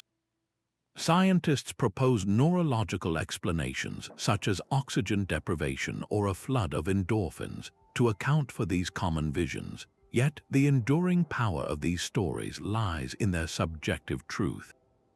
For the person who experiences it, the ND is not a hallucination. It is the most real event of their life, a first-hand journey that provides direct, empirical feeling evidence of a reality beyond our own. In the absence of universal religious belief, the ND has become for many a new source of authority, a modern-day oracle that offers a personalized, experiential map of the beyond, reinforcing the timeless message that death may not be the end but simply a transition into another state of being. What all these modern echoes from philosophical sitcoms to digital avatars and neurological visions demonstrate is that mythology is not a static relic of a more superstitious past. It is a living, breathing, and endlessly adaptable language. We are still telling the same fundamental stories because we are still grappling with the same fundamental human experiences: love, loss, guilt, justice, and the terrifying wonder of our own mortality. We have simply traded the papyrus scroll for the television script, the Ushabti figure for the AI chatbot, and the shaman's vision quest for the hospital bed revelation. The maps are being redrawn with new metaphors drawn from psychology, technology, and quantum physics, but the territory they seek to chart remains unchanged. This astonishing resilience proves that the need to understand where we are going is an inseparable part of understanding who we are, a drive etched as deeply into our modern minds as it was into the minds of the first humans who ever buried their dead with flowers and looked toward the horizon, wondering what lay beyond. Now, if we shift our perspective to look at these underworlds through the lens of gender, a fascinating and often overlooked pattern emerges. The rulers of these shadowy realms are far more likely to be goddesses than gods, a surprising fact that reveals deep-seated cultural connections between the feminine and the mysteries of life, death, and regeneration. Consider the formidable Ereshkigal, the Mesopotamian queen of the bleak underworld, Urkala. She wasn't merely a consort or a subordinate. She was the absolute, fearsome sovereign of a domain where all souls, regardless of their status in life, were reduced to equal shades. Her power was so immense that even her sister, the vibrant goddess of love and war Inanna, was rendered lifeless and hung on a hook upon entering her domain. This wasn't a figure of evil, but one of awesome, terrifying authority, embodying the stark, impartial finality of death itself. Her story highlights a recurring theme where the divine feminine is intricately linked to the raw, transformative power of endings. This connection becomes even more profound when we look at goddesses who don't just rule death, but who also preside over the cycle of rebirth. The Norse Hel, from whom we get the modern word Hel, was the ruler of the underworld that bore her name, a cold and misty place for those who did not die in battle. Yet she herself was a complex figure, often described as being half living and half dead, a being who literally embodied the threshold between states of existence. Similarly, the Greek Persephone story is the ultimate myth of cyclical transformation. As the daughter of the harvest goddess Demeter, she is the innocent maiden of spring and growth. But as the queen abducted by Hades, she becomes the solemn, powerful ruler of the dead. Her annual descent into the underworld brings winter and decay, and her return heralds the rebirth of the world in spring. She isn't just a victim, she is the vital link between the world of the living and the dead, a goddess whose very nature encompasses both life-giving abundance and Soma, underworld authority. In these figures, we see the feminine not as a passive force, but as the active manager of the greatest transitions, holding the keys to both the end and the beginning. This stands in intriguing contrast to the roles often occupied by male deities in these cosmic dramas. While goddesses frequently embody the process itself, male figures are more commonly cast as the administrators of the system, the executors of a preordained order. The Egyptian Osiris, though a lord of the underworld, is less a ruler of the dead and more the divine judge presiding over the weighing of the heart ceremony. His role is to ensure the proper application of Mat, the principle of cosmic order and truth. He is the final arbiter of justice, a role of immense importance but one that is fundamentally bureaucratic, assessing actions against a fixed standard. Likewise, the Greek Hades, while king of his realm, is rarely depicted as doling out punishments himself. That task falls to the judges of the dead and the various entities overseeing the torments of Tartarus. Hades' primary function is to maintain the boundaries of his kingdom, to ensure that the dead do not leave and the living do not enter uninvited. He is the guardian of the rules, the stern warden ensuring the machinery of the afterlife operates as it should. Perhaps no figure better illustrates the complex, fearsome power of the divine feminine in this context than the Hindu goddess Kali. She is a breathtaking embodiment of the paradox of creation and destruction. With her garland of skulls, her lolling tongue, and her skirt of dismembered arms, she is the terrifying personification of time itself, the ultimate force that consumes all things. She dances on the corpse of her consort, Shiva, representing the triumph of transformative energy over static consciousness. Yet, for all her fearsome imagery, she is not a demon. She is a mother, a fiercely loving protector of her devotees, destroying ignorance and ego to liberate the soul. Kali shatters the simple dichotomy of good and evil, life and death. She represents the necessary dissolution that must precede creation, the violent, loving, terrifying, and compassionate force of change itself. In her, we see the most profound expression of the feminine as the ultimate, unstoppable power of the universe, a force that ancient mythmakers felt was best understood not through a god of laws, but through a goddess of transformative, chaotic, and ultimately liberating energy. These gendered archetypes are not mere fantasy. They are powerful reflections of the cultures that created them, a society that envisions its ultimate authority over death as a powerful, complex queen like Ereshkigal or Hel, is expressing a different understanding of female power than one where the final judge is a male king like Osiris.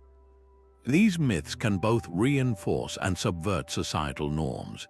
They often mirror patriarchal structures, with male gods representing a distant, judicial order, but they also preserve and celebrate a deep, ancient, and often fearsome aspect of the feminine that was intimately tied to the most fundamental mysteries of existence, birth, death, and the cycles of nature. By examining these roles, we see that mythology was never just about explaining the afterlife. It was also a profound space for exploring, negotiating, and understanding the most fundamental relationships between masculine and feminine, order and chaos, judgment and transformation, giving us a richer, more nuanced window into the ancient human soul. While many traditions offer a single, fixed map of the afterlife to be memorized and believed, shamanic cultures across the globe take a radically different approach. Here, the underworld is not a doctrine to be accepted on faith. but a living, breathing landscape to be explored firsthand. The shaman, or spirit journeyer, acts as an intrepid cartographer of the unseen, venturing into the spirit world not for their own salvation, but for the healing and balance of their entire community. This isn't about learning the right prayers to recite at the right gates. It's about developing the spiritual skill to navigate a fluid and often unpredictable terrain, a map that is drawn and redrawn with every visionary voyage. From the icy tundras of Siberia, where the Tungusic shaman descends through multiple underworlds to recover a sick person's stolen soul, to the dense Amazonian rainforest, where the curandero drinks the potent brew ayahuasca to commune with plant spirits and diagnose spiritual illness, the core practice remains astonishingly similar. The shaman undergoes a rigorous training, often initiated through a profound psychological or physical crisis, that grants them the ability to consciously shift their awareness and travel into these non-ordinary realities.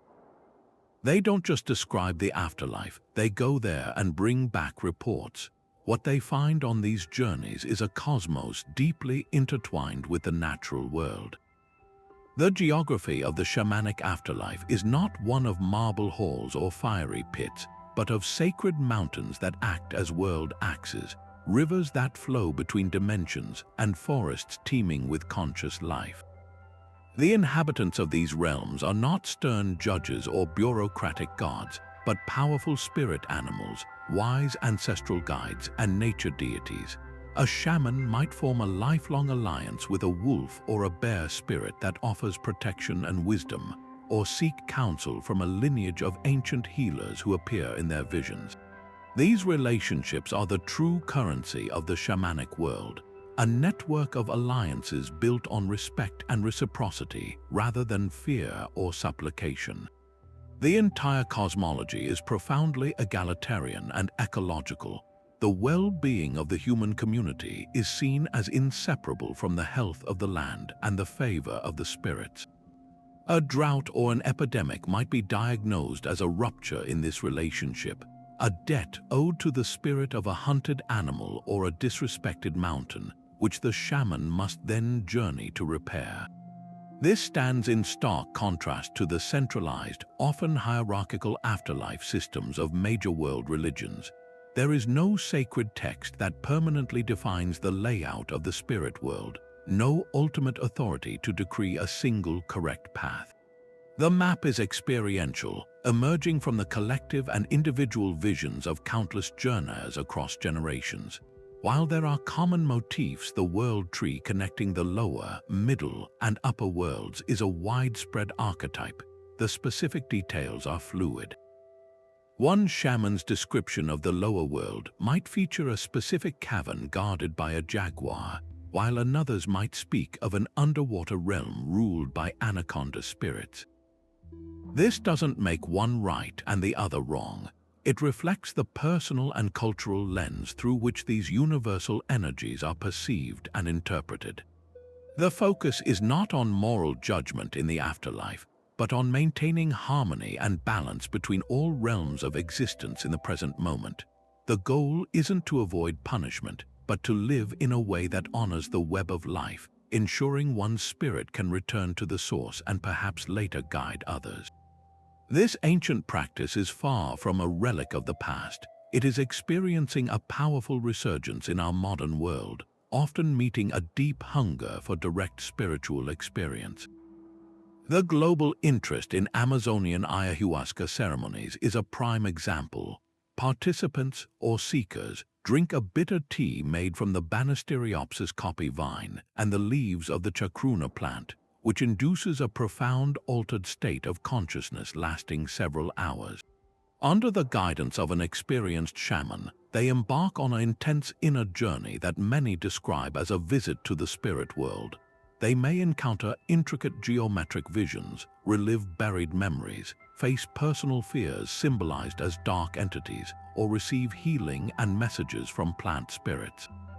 While this has been commercialized in some concerning ways, at its heart, the ceremony continues the oldest shamanic tradition. It uses a sacred technology, in this case a psychoactive plant, to provide a direct, unmediated experience of the otherworldly geography that most cultures only talk about. It allows the individual to temporarily become the shaman, to walk their own unique map and retrieve their own lost pieces, their own healing and insight. This is the ultimate gift of the shamanic approach to the afterlife. It democratizes the journey. It suggests that the spirit world is not a distant prize to be won after death, but a layer of reality that is accessible here and now, interwoven with our own. The map is not something you are given. It is something you discover through courage, intention, and a respectful relationship with the unseen. It emphasizes that the purpose of exploring these realms is not merely to secure a better spot in the hereafter, but to bring back wisdom, healing, and power to nourish the community and the living world in the present.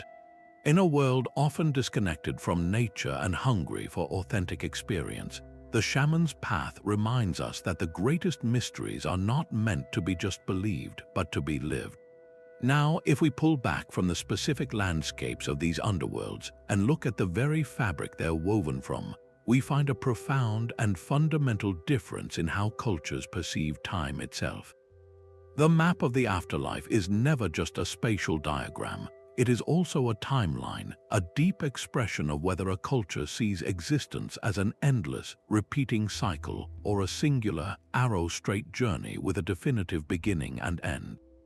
This distinction between cyclical and linear time is perhaps the single most important factor in understanding why the Egyptian Duat looks nothing like the Christian hell, and why the Hindu cycle of samsara feels so alien to the Norse vision of Ragnarok.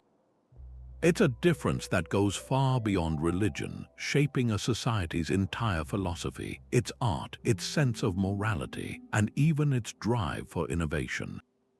Let's first explore the cyclical model, where time is a great wheel, turning endlessly through ages of creation, destruction, and rebirth. In this view, death is not an absolute end but a necessary phase in a perpetual process, much like the falling of a leaf that will nourish the soil for new growth.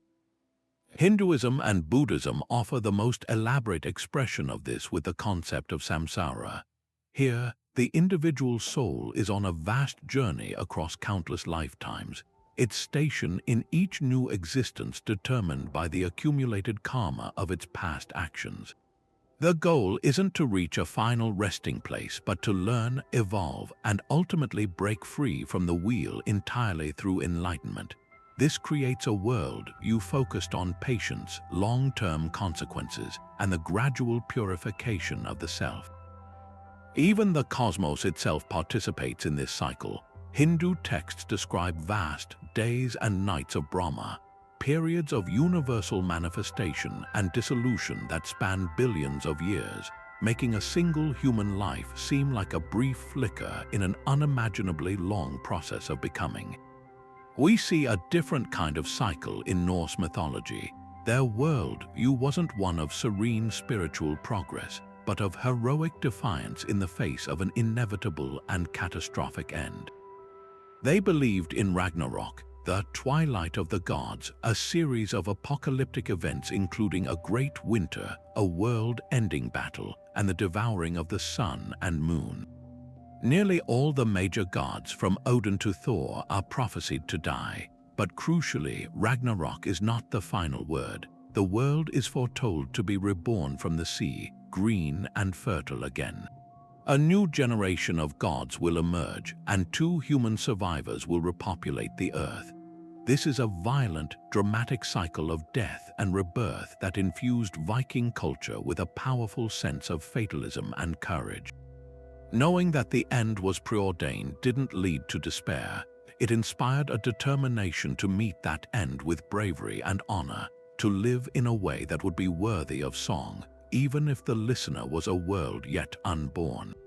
In stark contrast stands the linear model of time, which envisions history as a story with a clear beginning, a middle, and a definitive, irreversible conclusion. This is the predominant framework in the Abrahamic traditions, Judaism, Christianity, and Islam. time begins with a singular act of creation by God and moves in a straight line toward a final, cosmic endpoint, the Day of Judgment. In this view, each human life is a unique, non-repeatable event of immense consequence. You get one chance, one lifetime to prove your faith and your character, and your eternal fate hinges on the choices you make in this single, precious span of years. This introduces a tremendous urgency and a focus on redemption.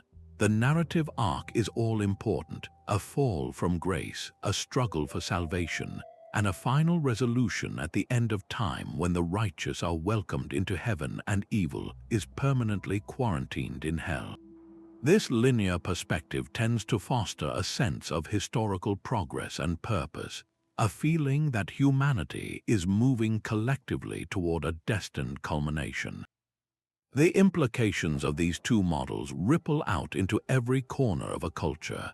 A society steeped in cyclical time might place greater value on tradition, seeing current events as echoes of ancient patterns. Its art might reflect endless, interlocking motifs like mandalas, symbolizing the universe's eternal return. Its ethical systems, built on concepts like karma, emphasize cause and effect across lifetimes, encouraging personal responsibility in a self-correcting universe. Conversely, a culture operating on linear time is often driven by a sense of mission and a belief in progress. It seeks to build, expand, and reform, moving toward a better future or a promised culmination. Its art tells stories with clear endings. Its ethics focus on salvation and a final accounting. This fundamental difference in temporal perception is why the serene, philosophical detachment of the East can sometimes feel at odds with the driven, activist zeal of the West. Each is rooted in a different understanding of time's ultimate shape and destination. This isn't to say the models are always purely one or the other. They can blend and influence each other in fascinating ways. Even within Christianity, which is overwhelmingly linear, there are cyclical undertones in the liturgical calendar, which reenacts the life of Christ every year, and in the concept of salvation history, which sees God's plan unfolding in repeating patterns of covenant and redemption. What's truly remarkable is how these deep-seated, often unconscious assumptions about time, whether the universe is a wheel or an arrow, dictate the very structure of hope itself. They answer the silent question every human asks: is this a story that repeats or a story that ends? And in that answer, they define how we find meaning, how we face our mortality, and how we choose to live our lives in the brief, brilliant flash of consciousness we are given. It might seem like a stretch to connect stories about heavenly fields and fiery underworlds to the dry, practical world of laws and social codes, but this connection is one of mythology's most powerful and enduring legacies. These maps of the afterlife were never just spiritual speculation. They were the original blueprints for cosmic justice, providing a divine framework that ancient societies used to structure their earthly laws and reinforce the social order. Think of it this way: long before we had complex constitutions or international courts, the threat of divine judgment in the next life was one of the most effective tools for encouraging lawful behavior in this one.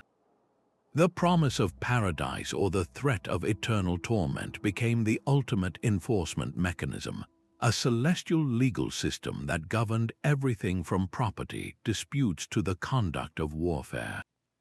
Consider the ancient Egyptian ceremony of the weighing of the heart. This wasn't merely a religious ritual. It was the foundational principle of their entire concept of justice, known as Mat. To have a heart lighter than the feather of truth was to have lived a life in harmony with this principle, a life of honesty, fairness, and respect for the community and the gods. This belief directly influenced Egyptian law.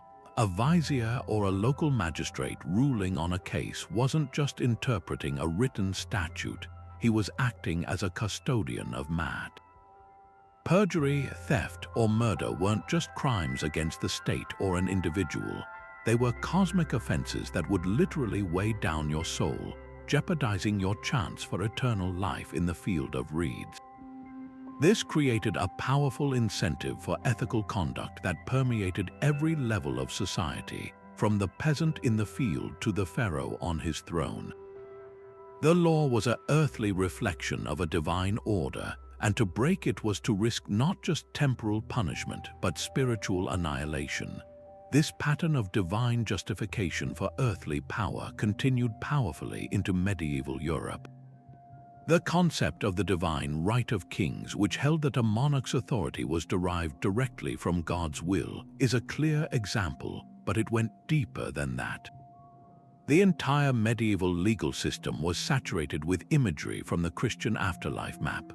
Courtroom oaths were sworn on the Bible, with the understanding that lying under oath was not just perjury but a mortal sin that could condemn one to hell.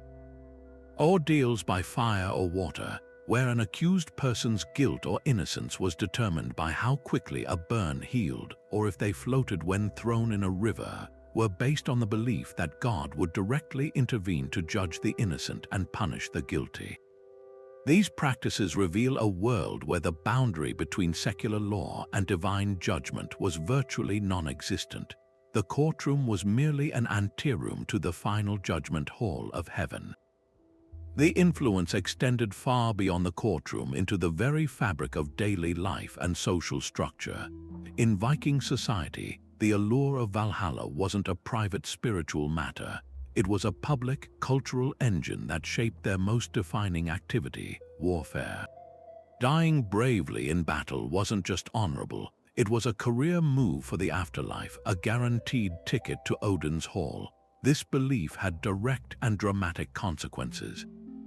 It encouraged a culture of fearless aggression and tactical boldness that made Viking warriors legendary. Their funerary practices reflected this too. A chieftain buried in his longship with his weapons and sacrificed slaves or animals wasn't just being honored. His community was equipping him for the journey and the eternal feasts and battles to come. Their entire economy and social prestige were tied to raiding and warfare, activities that were validated and glorified by this specific mythological destination. Even practices around inheritance and burial rites were shaped by these beliefs. In many cultures, being denied a proper burial according to the correct rituals was a fate worse than death itself, as it was believed to trap the soul or prevent it from reaching its proper rest. This meant that the right to be buried in a certain way or in a family tomb was a crucial social and legal privilege. Disinheriting someone wasn't just about cutting them off from wealth. It could be seen as condemning them to a bleak eternity, a powerful tool for enforcing social conformity and loyalty within a family or clan. The echoes of this interplay between mythology and governance are still with us today. While we may not literally believe in a weighing of the heart, our modern debates about justice, punishment, and ethics are often framed in terms that owe a debt to these ancient maps. The concept of a final, ultimate justice, that good will ultimately be rewarded and evil punished, is a deeply ingrained archetype that influences everything from our legal principle that the punishment should fit the crime, to the plots of our most popular films and books. Our ongoing discussions about capital punishment, prison reform, and restorative justice are, in their own way, still grappling with the same fundamental questions these myths sought to answer. What do we owe each other? What does a just society look like? And what are the ultimate consequences for failing to live up to its ideals? The maps themselves may have faded from literal belief, but the human need for a moral universe, one where actions have meaningful and fair consequences, continues to draw from the deep well of stories our ancestors told about what lies beyond. And this ancient, universal human urge to map the great beyond hasn't remained locked away in dusty tombs or sacred texts. It has exploded into our modern world, finding vibrant new life in the stories we tell ourselves today through film, television, and video games. Popular culture has become the new great cartographer of the afterlife, taking these ancient blueprints and redrawing them with dazzling creativity, making age-old mysteries feel immediate, relatable, and thrilling for entirely new generations. Think of the breathtaking visual feast of Pixar's Coco, which didn't just depict the Mexican Dia de los Muertos. It built an entire luminous, interconnected world of the dead, where memory is the currency of existence and being forgotten is the true final death. The film masterfully translates a rich cultural tradition into a universal story about family, legacy, and love, teaching millions of viewers about marigold petals, ofrendas, and the importance of remembering our ancestors, all wrapped in a joyful, musical adventure. It's a perfect example of how popular culture doesn't just borrow from mythology, it revitalizes it, ensuring these beautiful rituals and beliefs are passed on. Similarly, the film What Dreams May Come, with its Oscar-winning visual effects, took the abstract Christian and spiritualist ideas of an afterlife shaped by thought and will and painted them into a stunning, surreal landscape. Heaven isn't a static cloud city, but a world literally painted from the memories and love of its inhabitants, while hell is a psychic prison of one's own grief and guilt. This is a deeply personal, psychological interpretation of the afterlife map, one that resonates with a modern audience more familiar with the language of therapy and self-help than with divine judgment. It transforms the journey into an internal one where salvation is found not by following a set of rules, but by working through trauma and choosing love over despair. These films show how modern storytellers are using new tools and sensibilities to explore the same eternal questions, but through a lens that reflects contemporary understandings of the mind and the heart. But perhaps no medium has embraced the interactive potential of afterlife mythology quite like video games. The critically acclaimed game Hades by Supergiant Games is a masterwork of this modern reinterpretation. It doesn't just use the Greek underworld as a backdrop, it makes it a living, breathing, and deeply character-driven world. Players take on the role of Zagreus, the son of Hades, and must literally fight their way out through a beautifully rendered Tartarus, Asphodel, Elysium, and beyond. Every time the player dies, and they will die often, they are dumped back into the house of Hades, where they can converse with a wonderfully irritable version of the god himself, a sarcastic Thanatos, a nurturing Nyx, and a whole pantheon of Olympian gods who offer boons and commentary. This roguelike structure, where death is a mechanic that drives the narrative forward, is a genius gameplay reflection of the cyclical nature of the myth itself. The game's incredible writing fleshes out these ancient figures with complex motivations, family dramas, and witty dialogue, turning them from distant archetypes into relatable characters. Hades does more than adapt a myth. It lets you live inside it, creating a personal relationship with the geography and its inhabitants that a passive story never could. This cultural recycling often goes beyond faithful adaptation into bold, genre-bending hybridization. The long-running TV series Supernatural became a sprawling anthology of global afterlife mythology, throwing everything into a single, chaotic universe. Within its 15 seasons, the Winchester brothers faced off against every conceivable form of divine and infernal power. They battled demons from the Christian hell, bargained with reapers, outwitted pagan gods like Loki and Odin, and even visited a version of the empty where angels and demons go when they die. The show's flexibility was its strength, creating a world where all myths are true simultaneously, reflecting our own globalized pick and mix spiritual landscape. This approach suggests that in a modern world exposed to every belief system, our maps of the afterlife are no longer culturally pure. They are collages, built from the fragments of 1,000 different stories we've absorbed. This constant reimagining does more than just entertain. It keeps these ancient ideas urgently relevant, allowing them to grapple with contemporary issues that the original myth makers could never have anticipated.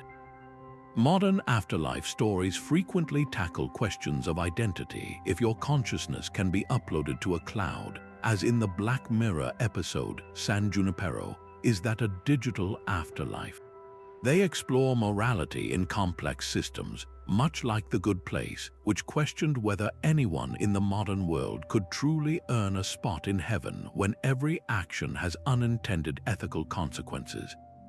They even examine technology's role in legacy, questioning if a social media profile is a new kind of soul, lingering after we are gone. By dressing these age-old concerns in new clothes, popular culture ensures the conversation about death, meaning, and what comes next continues to evolve, demonstrating that our need for these maps is as enduring as it has ever been. But what happens when we bring the cold, hard light of modern science to bear on these ancient, mystical maps? For decades, the phenomenon known as the near-death experience has existed in a kind of no-man's land between spiritual revelation and neurological glitch. Individuals who have been clinically dead or very close to it and are then resuscitated often return with astonishingly similar stories. They speak of floating above their own bodies, watching medical teams work on them. They describe moving through a dark tunnel toward an incredibly loving, warm light.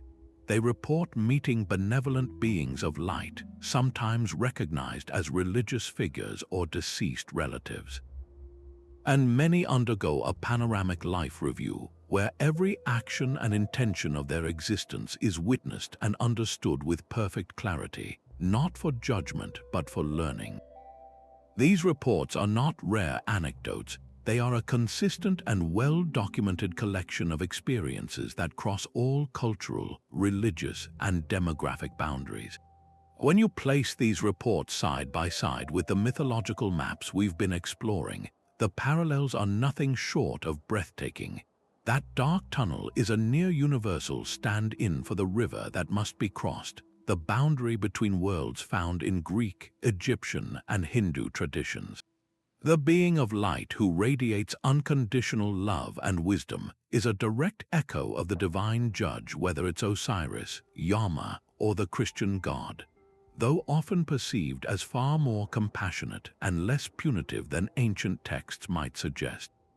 The Life Review is a powerful, experiential version of the weighing of the heart or the karmic ledger, a moment of ultimate moral accounting stripped of fear and filled with profound educational purpose.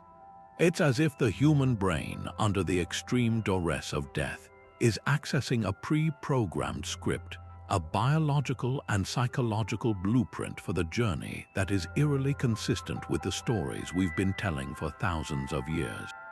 So, how does science explain this? Neurologists and biologists point to several compelling physical mechanisms.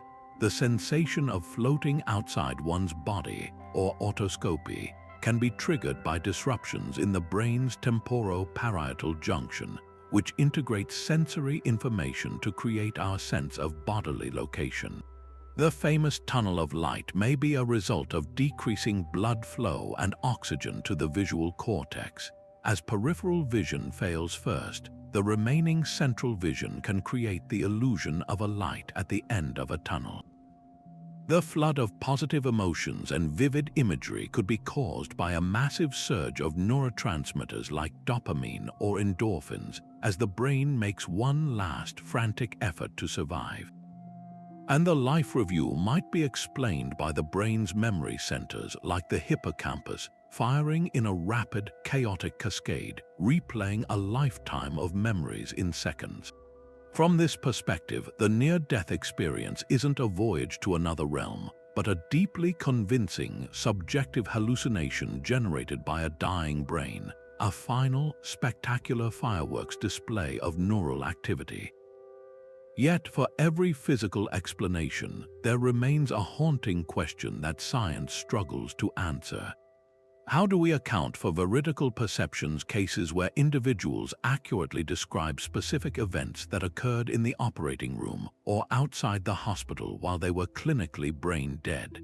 details they could not have possibly perceived through normal sensory means. If the experience is merely a hallucination, why does it follow such a specific and structured narrative arc across countless individuals, an arc that so perfectly mirrors our oldest myths? This has led some researchers and philosophers to propose a more radical interpretation. They suggest that near-death experiences are not just random neural noise, but a glimpse into a genuine transcendental reality. In this view, consciousness may not be solely a product of the brain, but something that the brain filters or receives. The process of dying, by shutting down the brain's normal limiting functions, might allow consciousness to expand and perceive a broader reality, the very reality that our mythological maps have been trying to describe allegorically for millennia. This doesn't necessarily prove the literal existence of the river Styx or the field of reeds, but it suggests that these stories are based on a universal, hardwired human encounter with the threshold of death itself. This fascinating intersection creates a new kind of dialogue, one where the ancient cartographers and the modern scientists are, in a way, looking at the same phenomenon through different lenses. The mythmakers interpreted these ineffable experiences through the symbolic language of gods, monsters, and spiritual landscapes. Scientists seek to explain the mechanics through neurochemistry and brain function. But both are attempting to chart the same unknown territory. The persistence of these core motifs, the guide, the judgment, the journey, the light, suggests they are fundamental to how human consciousness processes the ultimate transition. Whether triggered by a lack of oxygen or by the soul beginning its journey, the brain seems to reach for the same deep, archetypal symbols to make sense of the incomprehensible. This doesn't invalidate the experience. It may actually lend a new kind of credibility to the ancient maps, suggesting they were built on a shared, real, and profound human experience of the liminal state between life and death, making our oldest stories about the afterlife more relevant and astonishing than ever. From the sunless caverns of the Egyptian Duat to the shimmering digital heavens of modern imagination, the maps we have drawn of the afterlife stand as one of humanity's most profound and enduring creations. They are far more than just collections of fanciful stories. They are a breathtaking testament to our species' relentless curiosity, our deep-seated need for meaning, and our courageous refusal to accept that the story of a conscious being simply ends with a final breath. For thousands of years, across every corner of the globe, we have used the language of myth and symbol to chart the greatest unknown, transforming a terrifying void into a landscape filled with purpose, challenge, and hope. These maps provided a crucial kind of comfort, offering not just an answer to the question of what happens next, but a guidebook for how to navigate the journey, ensuring that neither the living nor the dead had to face the darkness alone. What is truly astonishing is how these echoes of the underworld surprise us with their dual nature. On one hand, they are brilliantly diverse, each culture painting its afterlife with the unique colors of its environment, values, and history. The Norse warrior's glorious Valhalla could not be more different from the Mesopotamian soul's dreary existence in dusty Urkala, just as the Hindu cycle of samsara offers a radically different vision from the Christian final judgment.